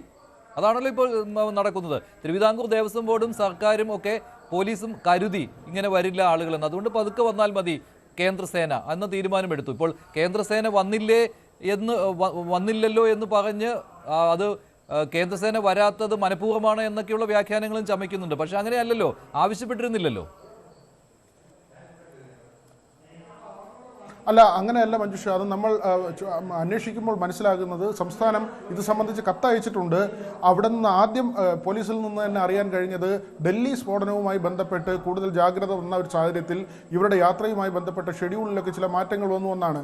പക്ഷേ അങ്ങനെയെങ്കിൽ ശബരിമലയും അതുപോലെ തന്ത്രപ്രധാനമായ ഒരു സ്ഥലമാണ്, സുരക്ഷ വളരെ ആവശ്യമായ ഒരു സ്ഥലമാണ്. BJP സർക്കാർ കേന്ദ്രം ഭരിക്കുമ്പോൾ ശബരിമലയിലേക്ക് അങ്ങനെ സുരക്ഷാ ഭടന്മാരെ അയക്കേണ്ട എന്ന് തീരുമാനിക്കുമെന്ന കാര്യത്തിൽ വ്യക്തതയില്ല. പക്ഷേ ഇന്ന് ADGP പറഞ്ഞ കാര്യം, ശ്രീജിത്ത് പറഞ്ഞ കാര്യം, സാധാരണഗതിയിൽ അവർ വൈകിയാണ് വരുന്നത്, 1-2 ദിവസം താമസിച്ചായിരിക്കും വരുന്നതെന്ന കാര്യമാണ്. അവർ വരില്ല, അവർ എത്തും. ഇന്ന് ദേവസ്വം ബോർഡ് പ്രസിഡന്റും അതേ കാര്യമാണ് പറയുന്നത്. പക്ഷേ ഇവരുടെ വരവിൽ പോലും ഒരു വ്യക്തത സംസ്ഥാനത്തിൽ ഉണ്ടായിരുന്നില്ല എന്ന കാര്യം വളരെ പ്രകടമാണ്. അല്ലെങ്കിൽ എന്തുകൊണ്ട് വന്നില്ല എന്ന് കൃത്യമായി പറയാൻ കഴിയണം. മാത്രമല്ല, ഈ പണ്ട് 1.5 ലക്ഷം പേർ കയറിയപ്പോൾ പ്രശ്നമുണ്ടായിരുന്നില്ല, ഇപ്പോൾ എന്തുകൊണ്ടുണ്ടാകുന്നു എന്നൊക്കെ ചോദിക്കുമ്പോൾ ഇപ്പോൾ അതിൻ്റെ കണക്കുണ്ട്. പണ്ട് ഈ കണക്ക് പോലും ഇല്ലാതിരുന്ന സമയത്ത് മറ്റ് അപകടങ്ങളൊന്നുമില്ലാതെ അയ്യപ്പ ഭക്തർ ഇവിടെ വരികയും ദർശനം നടത്തി പോവുകയും ചെയ്തു. നമുക്കറിയാം, ഈ പുല്ലുമേട് ദുരന്തമുണ്ടായ സമയവും അതിനു മുൻപും ശേഷവുമൊക്കെ മകരവിളക്കിൻ്റെയൊക്കെ സമയത്ത് ശബരിമലയിൽ വരുന്ന അയ്യപ്പ ഭക്തരുടെ എണ്ണം എത്രയാണ്. പണ്ട് ആ സമയത്ത് ഒരു ദുരന്തം അല്ലെങ്കിൽ അതുപോലുള്ള 1-2 അനിഷ്ട സംഭവങ്ങൾ ഒഴിവാക്കി നിർത്തിയാൽ എല്ലാ കാലവും ദർശനം നല്ല നിലയിൽ പൂർത്തിയാക്കി അയ്യപ്പന്മാർക്ക് ഇവിടെ നിന്ന് മടങ്ങാൻ കഴിയുന്നൊരു സാഹചര്യം ഉണ്ടായിരുന്നു. ഇപ്പോൾ തുലവും തുച്ഛമാണ്. അന്നത്തെ എണ്ണമായി താരതമ്യം ചെയ്യുമ്പോൾ ഈ കണക്കുകളൊക്കെ പരിശോധിക്കുമ്പോൾ ഈ 90,000 എന്ന് പറയുന്നത് അത്ര വലിയൊരു സംഖ്യയായിട്ട് ഇവിടെ പരിചയമുള്ള ആളുകൾ പറയുന്നത് അതൊരു വലിയ ഭീകരമായ സംഖ്യ. പക്ഷേ ഇപ്പോൾ 90,000 നിജപ്പെടുത്തിയിരിക്കുന്ന ബുദ്ധിമുട്ടാണ് പോലീസിന് നിയന്ത്രിക്കുവാൻ. അതിനുള്ള സൗകര്യം ആയിട്ടില്ല. കുറച്ച് ദിവസങ്ങൾ കൂടി കഴിയണം. Shri doctor B. ജയരാജ്, ഇത് സർക്കാരിൻ്റെ സമ്പൂർണ്ണ പരാജയമാണ് എന്ന കാര്യത്തിൽ സംശയമില്ല. അത് മാത്രമല്ല, ഇതൊരു മേനി നടിക്കലിൻ്റെ പരാജയം കൂടിയാണ്. ഈ അയ്യപ്പ സംഗമത്തിൽ ഞങ്ങൾ ഇക്കാര്യങ്ങളെല്ലാം ചർച്ച ചെയ്തിട്ടുണ്ട്. എന്തെല്ലാം കാര്യങ്ങൾ ശ്രദ്ധിക്കണം ശബരിമലയിൽ ക്യൂ നിയന്ത്രിക്കുന്നതിന്, ഇതിനെല്ലാം വേണ്ട നിർദ്ദേശങ്ങൾ വന്നിട്ടുണ്ട്. അത് അവിടെ വന്ന അയ്യപ്പന്മാരുടെ കൂടി അഭിപ്രായങ്ങൾ കണക്കിലെടുത്താണ് അങ്ങനെ തീരുമാനിച്ചിരിക്കുന്നത് എന്നൊക്കെ പറഞ്ഞ് മേനി നടിച്ച ഒരു സർക്കാരിനുള്ള വൻ തിരിച്ചടിയാണ് ഇത്. മണ്ഡല സീസണിൻ്റെ തുടക്ക ദിവസം തന്നെ ഈ സംവിധാനങ്ങളെല്ലാം പാളിയത്.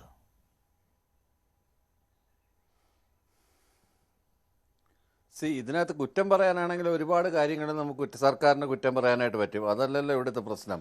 ഇവിടുത്തെ പ്രധാനപ്പെട്ട പ്രശ്നം എന്താണ്? ഇപ്പം നമ്മൾ വെർച്വൽ ക്യൂ സംവിധാനം ഏർപ്പെടുത്തി, അതല്ലെങ്കിൽ ഓൺലൈൻ ബുക്കിംഗ് ഏർപ്പെടുത്തി. ഈ ചർച്ചയിൽ ഈ വേദിയിലിരിക്കുന്ന ഈ നമ്മുടെ ഇതിനകത്ത് പാനലിലിരിക്കുന്ന പല ആളുകളും ഇത് ചെയ്യാൻ പാടില്ല, എങ്ങനെ ചെയ്യാൻ പാടില്ല, അത് ജനങ്ങളെ കൂടെ വിശ്വാസത്തിലെടുത്തിട്ട് വേണം ഇത്തരം കാര്യങ്ങൾ ചെയ്യാനെന്ന് അവകാശപ്പെട്ടവരാണ്. ഓൺലൈൻ ബുക്കിംഗ് പോലും പാടില്ല, ഓൺലൈൻ ബുക്കിംഗ് മണ്ടത്തരമാണ്, അതിനെതിരെ സമരം നടത്തുകയും അതിനെതിരെ പ്രതിഷേധം സംഘടിപ്പിക്കുകയും ചെയ്ത ആളുകളാണ് ഇവിടെ വന്നിരുന്നുകൊണ്ട് മേനി നടിക്കുന്നവർ. അല്ലാതെ സർക്കാരല്ല. ഇതേ ഫ്ലോറിൽ നമ്മൾ ചർച്ചയ്ക്കിരുന്നിട്ടുള്ളതാണ്. ഹിന്ദു ഐക്യവേദിയാണെങ്കിലും ശരി, ശ്രീജിത്ത് പണിക്കറാണെങ്കിലും ശരി, ഓൺലൈൻ ബുക്കിങ്ങിനെതിരെ അതിശക്തമായി ഇതേ ഫ്ലോറിലിരുന്നു. പഴയ റെക്കോർഡുകൾ ഉണ്ടെങ്കിൽ എടുത്ത് നോക്കിയാൽ. രണ്ടാമത്തെ കാര്യം പറയുന്നതിന് അക്കൗണ്ടബിലിറ്റിയോട് കൂടി പറയണം. ഞാൻ അങ്ങനെയൊന്നും പഴയ റെക്കോർഡ് എടുത്ത് നോക്കും. വെർച്വൽ ക്യൂവില് അക്കൗണ്ടബിലിറ്റി ഉണ്ട്.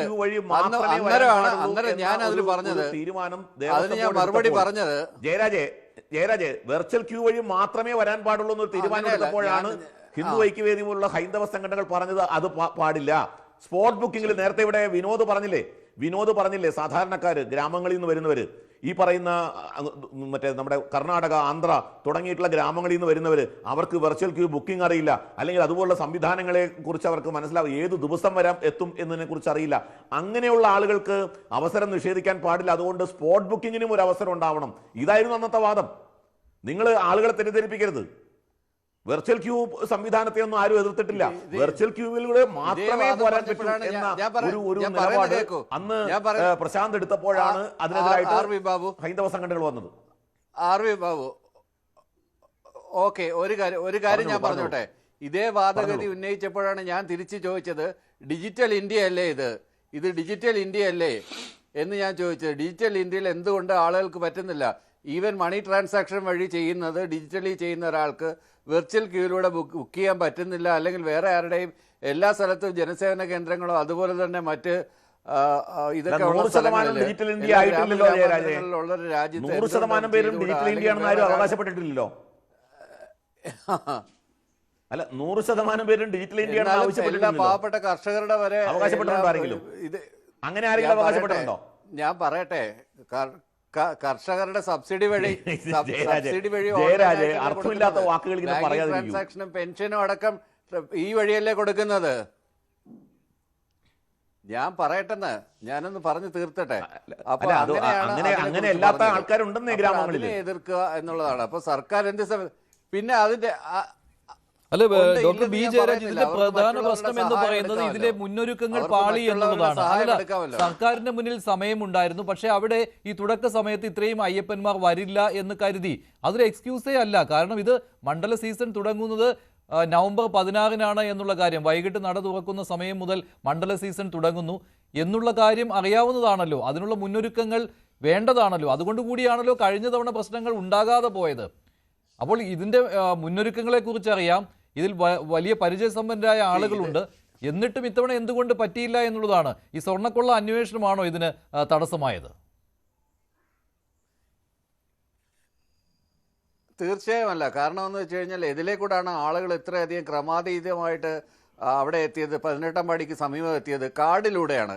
കാടിലൂടെ എന്തുകൊണ്ടാണ് കയറാൻ കാരണം? 12 മണിക്കൂറിൽ കൂടുതൽ ആളുകൾ ക്യൂ നിന്നപ്പോൾ ആ ക്യൂ ഭേദിച്ച് ആ കാടിനകത്തൂടെ കയറിയിട്ടാണ് പല ആളുകൾ ഇറങ്ങി വന്നിട്ട് അവിടെ ഒരു സ്റ്റാമ്പീഡിന് സമാനമായ സിറ്റുവേഷൻ ഉണ്ടായത്.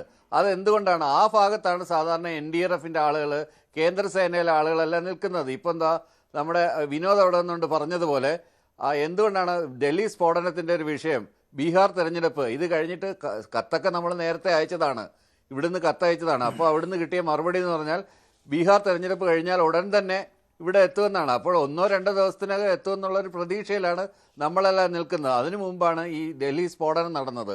ആ സമയത്ത് തന്ത്രപ്രധാനമായിട്ടുള്ളൊരു സ്ഥലമായതുകൊണ്ടും രാജ്യത്തിൻ്റെ ക്യാപിറ്റൽ ആയതുകൊണ്ടും അങ്ങോട്ടും കുറച്ചധികം സേനകളെ വിന്യസിച്ചു. ഇതിന് ഞാൻ കേന്ദ്രത്തിനെ ഒന്നും കുറ്റം പറയുന്നതല്ല, സിറ്റുവേഷൻസ് അങ്ങനെയായിരുന്നു. അവരെയാണ് സാധാരണഗതിയിൽ ഇത്തരം സ്ഥലങ്ങളിൽ സ്പോട്ട് ചെയ്യുന്നത്. ശ്രീജിത്ത് IPS തന്നെ പറയുന്നത് കേട്ടില്ലേ, ഒരായുധം പോലും ഇല്ലാതെ, ഒരു ലാത്തി പോലും ഇല്ലാതെയാണ് അവർ നിയന്ത്രിച്ചു കൊണ്ടിരിക്കുന്നത്. കൂടിപ്പോയാലൊന്ന് വഴക്ക് പറയുക, അല്ലെങ്കിൽ ഒന്ന് പിടിച്ചു മാറ്റും. ഇതാണ് അവിടെ ചെയ്യുന്നത്. അതിനപ്പുറത്ത് ഈ ജനങ്ങളെ എങ്ങനെയാണ് നിയന്ത്രിക്കുന്നത്? അവിടെ ആ ജനങ്ങളെ നിയന്ത്രിക്കണമെന്നുണ്ടെന്നുണ്ടെങ്കിൽ നമ്മളുടെ അവിടെ എക്കോ സെൻസിറ്റീവ് ആയിട്ടുള്ള ഒരു ഏരിയ. പക്ഷേ ഇത് മാത്രമൊന്നുമല്ല, ഇപ്പോൾ ശരംകുത്തിയിലെയും മരക്കൂട്ടത്തെയും ഒക്കെ ക്യൂ കോംപ്ലക്സ് പോലും റെഡി ആയിട്ടില്ല. അല്ല, തിരുവിതാംകൂർ ദേവസ്വം ബോർഡിന്റെ പുതിയ പ്രസിഡന്റ് അദ്ദേഹം ഒരു രാഷ്ട്രീയക്കാരനല്ലാത്തത് കൊണ്ട് പല കാര്യങ്ങളും അദ്ദേഹം ഇന്ന് തുറന്നു പറയുകയുണ്ടായി. ഇനി ക്യൂ കോംപ്ലക്സിൽ ബിസ്ക്കറ്റും ഒക്കെ വിതരണം ചെയ്യാം, അങ്ങനെ അവിടെ ക്യൂ കോംപ്ലക്സിൽ ആളുകളെ കുറിച്ച് തടഞ്ഞ് നിർത്താം, അങ്ങനെ സന്നിധാനത്തേക്ക് കയറ്റി വിടുന്ന അയ്യപ്പ ഭക്തരുടെ എണ്ണത്തിൽ ക്രമീകരണം വരുത്താമെന്നൊക്കെ Travancore Devaswom board president K. Jayakumar ഇന്ന് പറയുന്നുണ്ടായിരുന്നു. ശ്രീജിത്ത് പണിക്കർ അദ്ദേഹം ഒരു രാഷ്ട്രീയക്കാരനല്ലാത്തത് കൊണ്ട് ഇത്രയും കാര്യങ്ങൾ അദ്ദേഹം തുറന്നു പറഞ്ഞു. അപ്പോൾ അദ്ദേഹത്തിന് ബോധ്യമുണ്ട് എന്തെല്ലാം അപര്യാപ്തതകൾ സംഭവിച്ചു എന്ന്. അപ്പോൾ പരിചയസമ്പന്നനായ അദ്ദേഹം അവിടെ തുടരുന്നത് കൊണ്ട്, സന്നിധാനത്ത് തുടരുന്നത് കൊണ്ട് അടുത്ത ദിവസങ്ങളിൽ ഇത്തരത്തിലുള്ള അപായകരമായ കാര്യങ്ങൾ ഉണ്ടാകാതിരിക്കും എന്ന് നമുക്ക് പ്രതീക്ഷിക്കാം. എന്തായാലും തീർച്ചയായിട്ടും ഞാൻ അത് തന്നെയാണ് ആദ്യം പറഞ്ഞത്. അതായത് അദ്ദേഹം ഒരു പൊളിറ്റീഷ്യൻ അല്ല, അദ്ദേഹം ഒരു പൊളിറ്റിക്കൽ വെറ്ററൻ അല്ലാത്തത് കൊണ്ടും അദ്ദേഹം അഡ്മിനിസ്ട്രേഷന്റെ ഭാഗമായിട്ട് ഈ കാര്യങ്ങളെക്കുറിച്ച് കൃത്യമായി ധാരണയുള്ള ആളായതുകൊണ്ടുമാണ് അദ്ദേഹം സത്യസന്ധമായിട്ട് കാര്യങ്ങൾ പറയുന്നത്. അതുകൊണ്ടാണ് ഞാൻ പറഞ്ഞത്, ഈ തൊട്ടു മുമ്പുണ്ടായിരുന്ന ദേവസ്വത്തിന്റെ പ്രസിഡന്റ് ആയിരുന്നു ഈ സമയത്തെങ്കിൽ എന്തെല്ലാം ന്യായങ്ങൾ പറഞ്ഞിട്ട് ഇത് ഞങ്ങളുടെ പ്രശ്നമല്ല മറ്റാരുടെയോ പ്രശ്നമാണ് എന്ന് വരുത്തി തീർക്കുന്നതിന് വേണ്ടിയിട്ട് ശ്രമിക്കുമായിരുന്നു. മുമ്പുണ്ടായിരുന്ന ദേവസ്വം ബോർഡ് പ്രസിഡന്റുമാരൊക്കെ തന്നെ അങ്ങനെയായിരുന്നു. നോക്കൂ, ഈ ചർച്ചയിൽ തന്നെ ശ്രീ ജയരാജ് അദ്ദേഹം എന്ത് അസംബന്ധമൊക്കെയാണ് പറയുന്നത് നോക്കൂ. എന്റെയൊക്കെ പേരെടുത്ത് പറഞ്ഞുകൊണ്ടാണ് പറയുന്നത് നമ്മൾ ടെക്നോളജി എവിടെ ഉപയോഗിക്കുന്നതിനെതിരായിട്ട് സംസാരിച്ചിട്ടുണ്ട് എന്ന്. ഒരിക്കൽ പോലും സംസാരിച്ചിട്ടില്ല.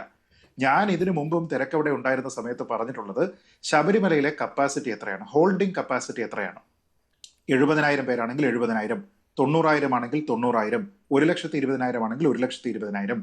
അത്രയും ആൾക്കാരെ നിങ്ങൾ വെർച്വൽ ക്യൂവിലും സ്പോട്ട് ബുക്കിങ്ങിലുമായി രണ്ടിടത്തും കൂടി നിങ്ങൾ ഡിവൈഡ് ചെയ്യുക. കാരണം വെർച്വൽ ക്യൂ അല്ലാതെ അവിടെ എത്തുന്ന ആൾക്കാരുണ്ടാകും. അവിടെ എത്തുന്ന ആൾക്കാരെ നിങ്ങൾ അക്കോമഡേറ്റ് ചെയ്യുന്നതിന് വേണ്ടി 70-20 ആണെങ്കിൽ നിങ്ങൾ അങ്ങനെ ചെയ്യുക. ഇനി അഥവാ 80,000 പേര് നിങ്ങൾ വെർച്വൽ ക്യൂവിലും 20,000 പേര് സ്പോട്ട് ബുക്കിങ്ങുമാണെങ്കിൽ നിങ്ങൾ അത് ചെയ്യുക. എന്നിട്ട് ഓരോ സമയത്തും ഉണ്ടാകുന്ന തിരക്കിനനുസരിച്ച് നിങ്ങൾ അതിനെ അന്നേരമുള്ള റിയൽ ടൈം ഡേറ്റ വെച്ചതിന് ശേഷം നിങ്ങൾ അതിനെ അഡ്ജസ്റ്റ് ചെയ്യുക. ഇത് തന്നെയാണ് ഞാൻ പറഞ്ഞിട്ടുള്ളത്. മുമ്പ് എല്ലാ വർഷവും അങ്ങനെയാണ് പറഞ്ഞിട്ടുള്ളത്. അല്ലാതെ ടെക്നോളജി ഉപയോഗിക്കരുത് എന്നൊന്നും ഒരിക്കലും പറഞ്ഞിട്ടില്ല. അപ്പൊ അതൊക്കെ പറയുക എന്ന് പറയുന്നത് വെറുതെ രാഷ്ട്രീയമായിട്ട് ഒരു അപ്പർ ഹാൻഡ് കിട്ടുന്നതിന് വേണ്ടിയിട്ട് വേറെ ഒരാളിന്റെ പേര് പറഞ്ഞിട്ട് ആക്ഷേപിക്കുക എന്നത് മാത്രമേ ഉള്ളൂ. അല്ലാതെ സാങ്കേതിക വിദ്യയൊന്നും നമ്മൾ ആരും കുറ്റപ്പെടുത്തുന്നില്ല. ഇവിടുത്തെ പ്രശ്നം എന്താണ്? കഴിഞ്ഞ വർഷം, അതായത് ഈ കഴിഞ്ഞ സീസൺ അവസാനിച്ചിരിക്കുന്ന ഈ 2025 ജനുവരി മാസത്തിലുള്ള ഒരു വാർത്ത, ഞാൻ അതിലെ ഏതാനും വരികൾ വായിക്കാം. ഇത്തവണത്തെ മണ്ഡല മകരവിളക്ക് സീസൺ ഏറ്റവും മികവുറ്റതാക്കാൻ പ്രവർത്തിച്ച എല്ലാ വിഭാഗം ജീവനക്കാരെയും CPM ജില്ലാ സെക്രട്ടറി രാജു എബ്രഹാം പ്രത്യേകം അഭിനന്ദിച്ചു. ആരാന്നാലോചിച്ച് നോക്ക്, CPMന്റെ പത്തനംതിട്ട ജില്ലാ സെക്രട്ടറിയാണ് അഭിനന്ദിക്കുന്നത്. എല്ലാ വകുപ്പുകളുടെയും കൃത്യമായ ഏകോപനവും ഒത്തൊരുമയുമാണ് ഈ വിജയത്തിന് കാരണം. രാപ്പകൽ ഭേദമന്യേ അവർ നടത്തിയ പരിശ്രമം ഒരു പരാതിക്കും ഇടയാകാത്ത വിധത്തിൽ സുഗമമായ തീർത്ഥാടന കാലം ഏവർക്കും സമ്മാനിച്ചു. ഒപ്പം പറയുന്ന വേറൊരു കാര്യമുണ്ട്. ആദ്യത്തെ 30 ദിവസത്തിൽ മുൻ വർഷത്തിനേക്കാൾ 4 ലക്ഷം പേരാണ് കഴിഞ്ഞ തവണ കൂടുതൽ വന്നത്. അപ്പൊ തിരക്ക് കൂടുമെന്നും തിരക്ക് എങ്ങനെ വർദ്ധിക്കുമെന്നും എന്താണ് അതിന്റെ ട്രെൻഡ് എന്നതിനെ കുറിച്ച് കൃത്യമായിട്ട് അറിയാം. പിന്നെ പറയുന്നതോ, മുഖ്യമന്ത്രി പിണറായി വിജയന്റെ നേതൃത്വത്തിൽ തീർത്ഥാടന കാലത്തിന് വളരെ മുമ്പ് തന്നെ ഒരുക്കത്തിന് തുടക്കം കുറിച്ചു. അപ്പൊ അങ്ങനെ നേരത്തെ ഒരുക്കത്തിന് തുടക്കം കുറിച്ചു കഴിഞ്ഞാൽ സർക്കാരും ബോർഡും മുന്നൊരുക്കങ്ങൾ നടത്തിയിട്ടില്ല ഉദാഹരണമാണ് എന്നല്ലേ അതിനർത്ഥം? മഞ്ജുഷ, അതല്ലേ അതിന്റെ അർത്ഥം?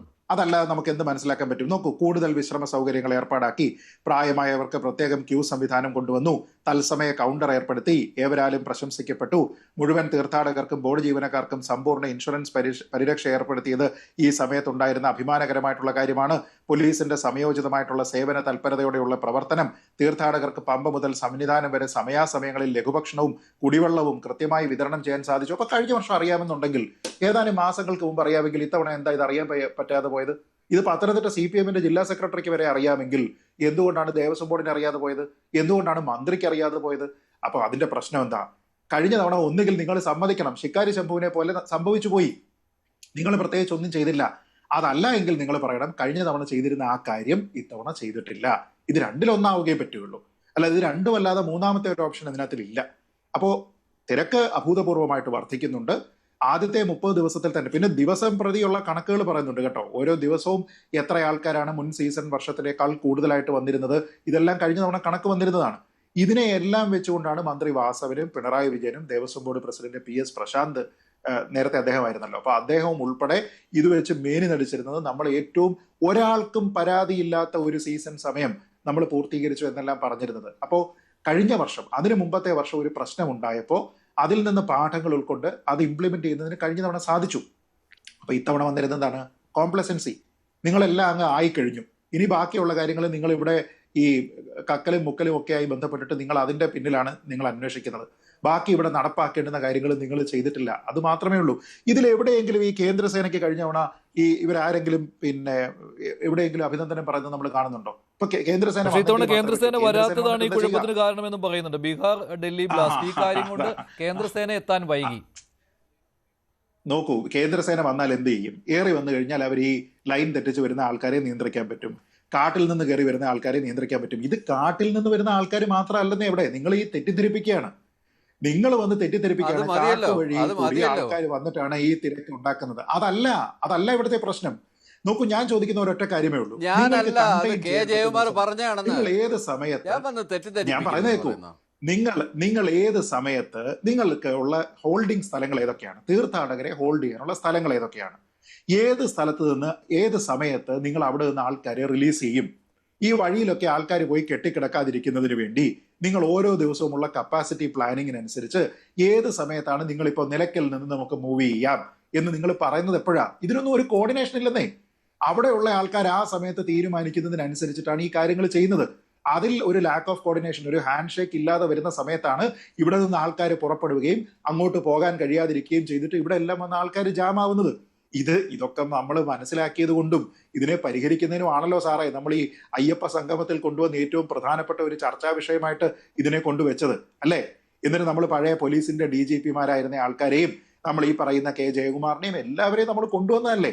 എന്നിട്ട് എങ്ങനെയാണ് നമ്മൾ ഈ തീർത്ഥാടക തിരക്ക് നിയന്ത്രിക്കുന്നത് എന്ന് പറഞ്ഞ് ഒരു സെഷൻ അവിടെ റൺ ചെയ്തത്. ഏറ്റവും പ്രധാനപ്പെട്ട സെഷൻ അതായിരുന്നു. ഏറ്റവും പ്രധാനപ്പെട്ട സെഷൻ തിരക്ക് നിയന്ത്രിക്കുക എന്നുള്ളതായിരുന്നു. മറ്റൊരു കാര്യമുണ്ട്, ഇപ്പോൾ സംശയിക്കേണ്ട ഒരു കാര്യമുണ്ട്. K. ജയകുമാറിനെ മോശക്കാരനാക്കാൻ വേണ്ടി ചെയ്ത പ്രവൃത്തിയാണോ? അതിൽ ഉദ്യോഗസ്ഥർക്ക് പങ്കുണ്ടോ? അതൊരു പ്രധാനപ്പെട്ട കാര്യമാണല്ലോ ശ്രീ RV ബാബു.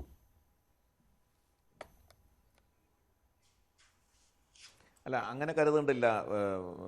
ജയകുമാറിനെ മോശക്കാരനാക്കാൻ വേണ്ടി ചെയ്തു എന്ന് നമുക്ക് പറയാൻ നിവൃത്തിയില്ല. കാരണം ജയകുമാറിനെ നിശ്ചയിച്ചത് CPM സെക്രട്ടേറിയറ്റാണ്. CPM സെക്രട്ടേറിയറ്റിൻ്റെ മാനസപുത്രനായിട്ടാണ് ജയകുമാർ അവിടെ വരുന്നത്. ഞാൻ അദ്ദേഹം രാഷ്ട്രീയക്കാരനാണോ അല്ലേ എന്നുള്ള ചർച്ച ഇനി അടുത്ത ഘട്ടത്തിൽ നമുക്ക് നടത്താം, അടുത്തൊരു ചർച്ചയിൽ നടത്താം. ഇവിടെ മഞ്ജുഷയെ, ഇവിടുത്തെ പ്രശ്നം എന്താണ്? ദേവസ്വം ബോർഡിൻ്റെ പ്രശ്നം എന്താണ്? അന്ന് ഇന്ന് എന്നത്തെയും പ്രശ്നം എന്താണ്? ഇപ്പോൾ ഇവിടെ തന്നെ പറഞ്ഞു, നമുക്ക് ഈ പുറത്തുനിന്ന് വരുന്നവരെ വേണ്ടത്ര രീതിയിൽ എഡ്യൂക്കേറ്റ് ചെയ്യാൻ പറ്റുന്നില്ല.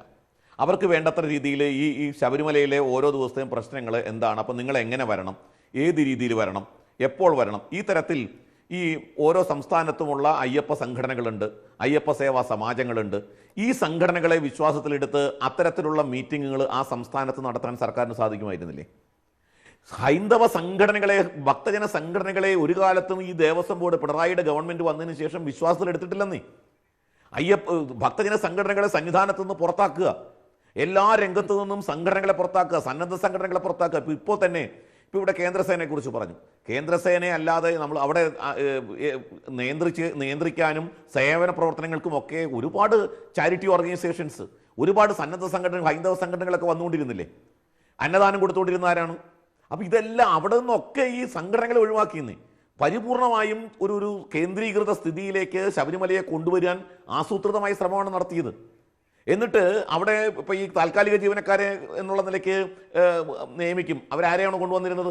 വലിയ വിവാദമായിരുന്നു. DYFIക്കാരായിട്ടുള്ള ആൾക്കാരെ മുഴുവൻ ശബരിമലയിലേക്ക് ഈ താൽക്കാലിക സേവനത്തിന് വേണ്ടി നിയമിച്ചു എന്ന് പറഞ്ഞ് വലിയ വിവാദമായിരുന്നു കഴിഞ്ഞ കാലങ്ങളിൽ.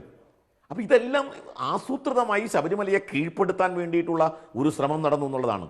ഇവിടെ അടിസ്ഥാനപരമായിട്ടുള്ളത് ഇപ്പോൾ നിലയ്ക്കല്, ഇപ്പോൾ നേരത്തെ ശ്രീജിത്ത് പറഞ്ഞു, പല സ്ഥലത്തും നമുക്ക് റെഗുലേറ്റ് ചെയ്യാൻ സാധിക്കും, ആളുകളെ ഹോൾഡ് ചെയ്യാൻ സാധിക്കും. നിലയ്ക്കലിൽ വിരിവയ്ക്കാൻ സ്ഥലമില്ല ശ്രീജിത്തെ, വിരിപ്പന്തലില്ല. നിലയ്ക്കൽ എവിടെയാണ് അവരെ ഹോൾഡ് ചെയ്യുക? ഇപ്പോൾ ഈ മഴയുടെ സീസൺ കൂടി ഉണ്ടെങ്കിൽ ആ മഴ മുഴുവൻ കൊണ്ട് ആളുകൾ നിലയ്ക്കലിൽ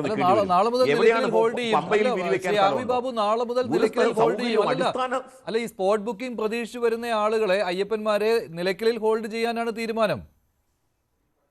സൗകര്യമില്ല, അത് ശരിയാണ്, അദ്ദേഹം പറഞ്ഞ ശരിയാണ്. അവിടെ ഒരു സൗകര്യം അവരെ എവിടെ ഹോൾഡ് ചെയ്യും മഞ്ജുഷേ? അങ്ങനെയാണെങ്കിൽ നാളെ എന്തായാലും വെർച്വൽ ക്യൂ ബുക്ക് ചെയ്തവർ എന്തായാലും വരും. വെർച്വൽ ക്യൂ ബുക്ക് ചെയ്തവർ എന്തായാലും വരും. സ്പോട്ട് ബുക്കിംഗ് പ്രതീക്ഷിച്ച് യാത്ര തുടങ്ങിയവരും വരും. അത് പെട്ടെന്ന് 10,000 ആക്കി ഇപ്പോൾ കുറച്ചിട്ടുമുണ്ട്. എന്തായാലും 30,000 പേരൊന്നും അല്ലല്ലോ സ്പോട്ട് ബുക്കിംഗ് പ്രതീക്ഷിച്ച് വരുന്നത്. അതിനേക്കാൾ എത്രയോ ഇരട്ടിയായിരിക്കും. ഇവരെ എങ്ങനെ നിലയ്ക്കൽ ഉൾക്കൊള്ളും?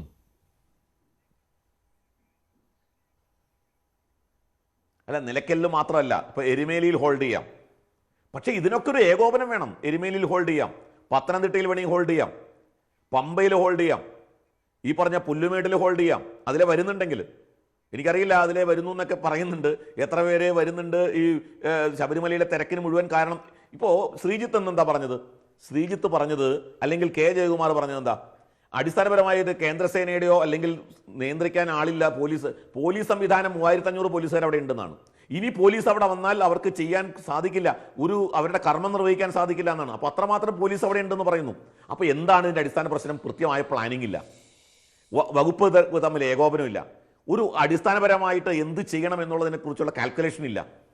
അപ്പോൾ യാതൊരു ധാരണയുമില്ലാതെ ഈ ശബരിമല തീർത്ഥാടനം സംഘടിപ്പിക്കാൻ വേണ്ടി ശ്രമിച്ചു എന്നുള്ളതാണ് ഇന്ന് അയ്യപ്പന്മാർ മുഴുവൻ അനുഭവിച്ച വേദനയ്ക്ക്, കഷ്ടതയ്ക്ക് മുഴുവൻ കാരണം.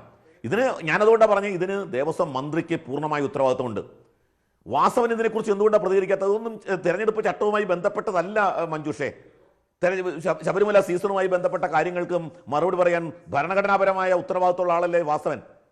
അപ്പോൾ അതുകൊണ്ട് വാസവന് ആ ഉത്തരവാദിത്വം നിർവഹിക്കുന്നതിൽ തെരഞ്ഞെടുപ്പ് ചട്ടമായിട്ടൊന്നും ബന്ധമില്ല. വാസവന് തെരഞ്ഞെടുപ്പ് വാഗ്ദാനം കൊടുക്കാതിരുന്നാൽ മാത്രം മതി, അതിന് തെരഞ്ഞെടുപ്പ് ചട്ടമായിട്ടൊന്നും ബന്ധമില്ല. അപ്പോൾ വാസവൻ മിണ്ടുന്നില്ല. 1-ാം തീയതി വാസവൻ എന്തേ വരാതിരുന്നത്? ഇന്നലെ നട തുറന്നു, എന്തേ വാസവനോടെ വരാതിരുന്നു? അപ്പോൾ ഇതെല്ലാം നമുക്ക് ഇതിനെ സംബന്ധിച്ച് തീർത്തും ഒരു കുറ്റകരമായ അനാസ്ഥ കാണിച്ചു എന്നുള്ള ഗുരുതരമായ സ്ഥിതിവിശേഷം ശബരിമലയിലുണ്ട്. ശബരിമല തീർത്ഥാടകരോട് ഈ സർക്കാർ ചെയ്തത് അനീതിയാണ്, അന്യായമാണ്. ശരി, ഞാൻ അവസാനിപ്പിക്കുകയാണ്. എന്തായാലും നാളെ മുതൽ ഈ പ്രശ്നം ഉണ്ടാകാതിരിക്കട്ടെ. നാളെ മുതൽ നിയന്ത്രണം കൂടുതൽ ശക്തമാക്കുകയും വെർച്വൽ ക്യൂ വഴിയുള്ള ബുക്കിംഗ് ഡിസംബർ 10 വരെ ഇനി ഉണ്ടായിരിക്കുകയില്ല എന്നുള്ള കാര്യം അറിയിക്കുകയും ചെയ്തിട്ടുണ്ട്. അതുമാത്രമല്ല, സ്പോട്ട് ബുക്കിംഗും കുറയ്ക്കുമെന്ന് പറഞ്ഞിട്ടുണ്ട്. ഇത് ശബരിമല സന്നിധാനത്തെ തിരക്ക് നിയന്ത്രിക്കാൻ പര്യാപ്തമാണോ എന്നതാണ് ചോദ്യം. ഇന്നത്തെ ചോദ്യം ഇതായിരുന്നു: ശബരിമലയിലെ തിരക്ക് നിയന്ത്രിക്കാനാകാത്തത് സർക്കാരിന്റെ വീഴ്ചയോ? അതേ എന്ന് 89% പ്രേക്ഷകർ, അല്ല എന്ന് 9%. വേണ്ടി അവസാനിക്കുന്നു. നന്ദി.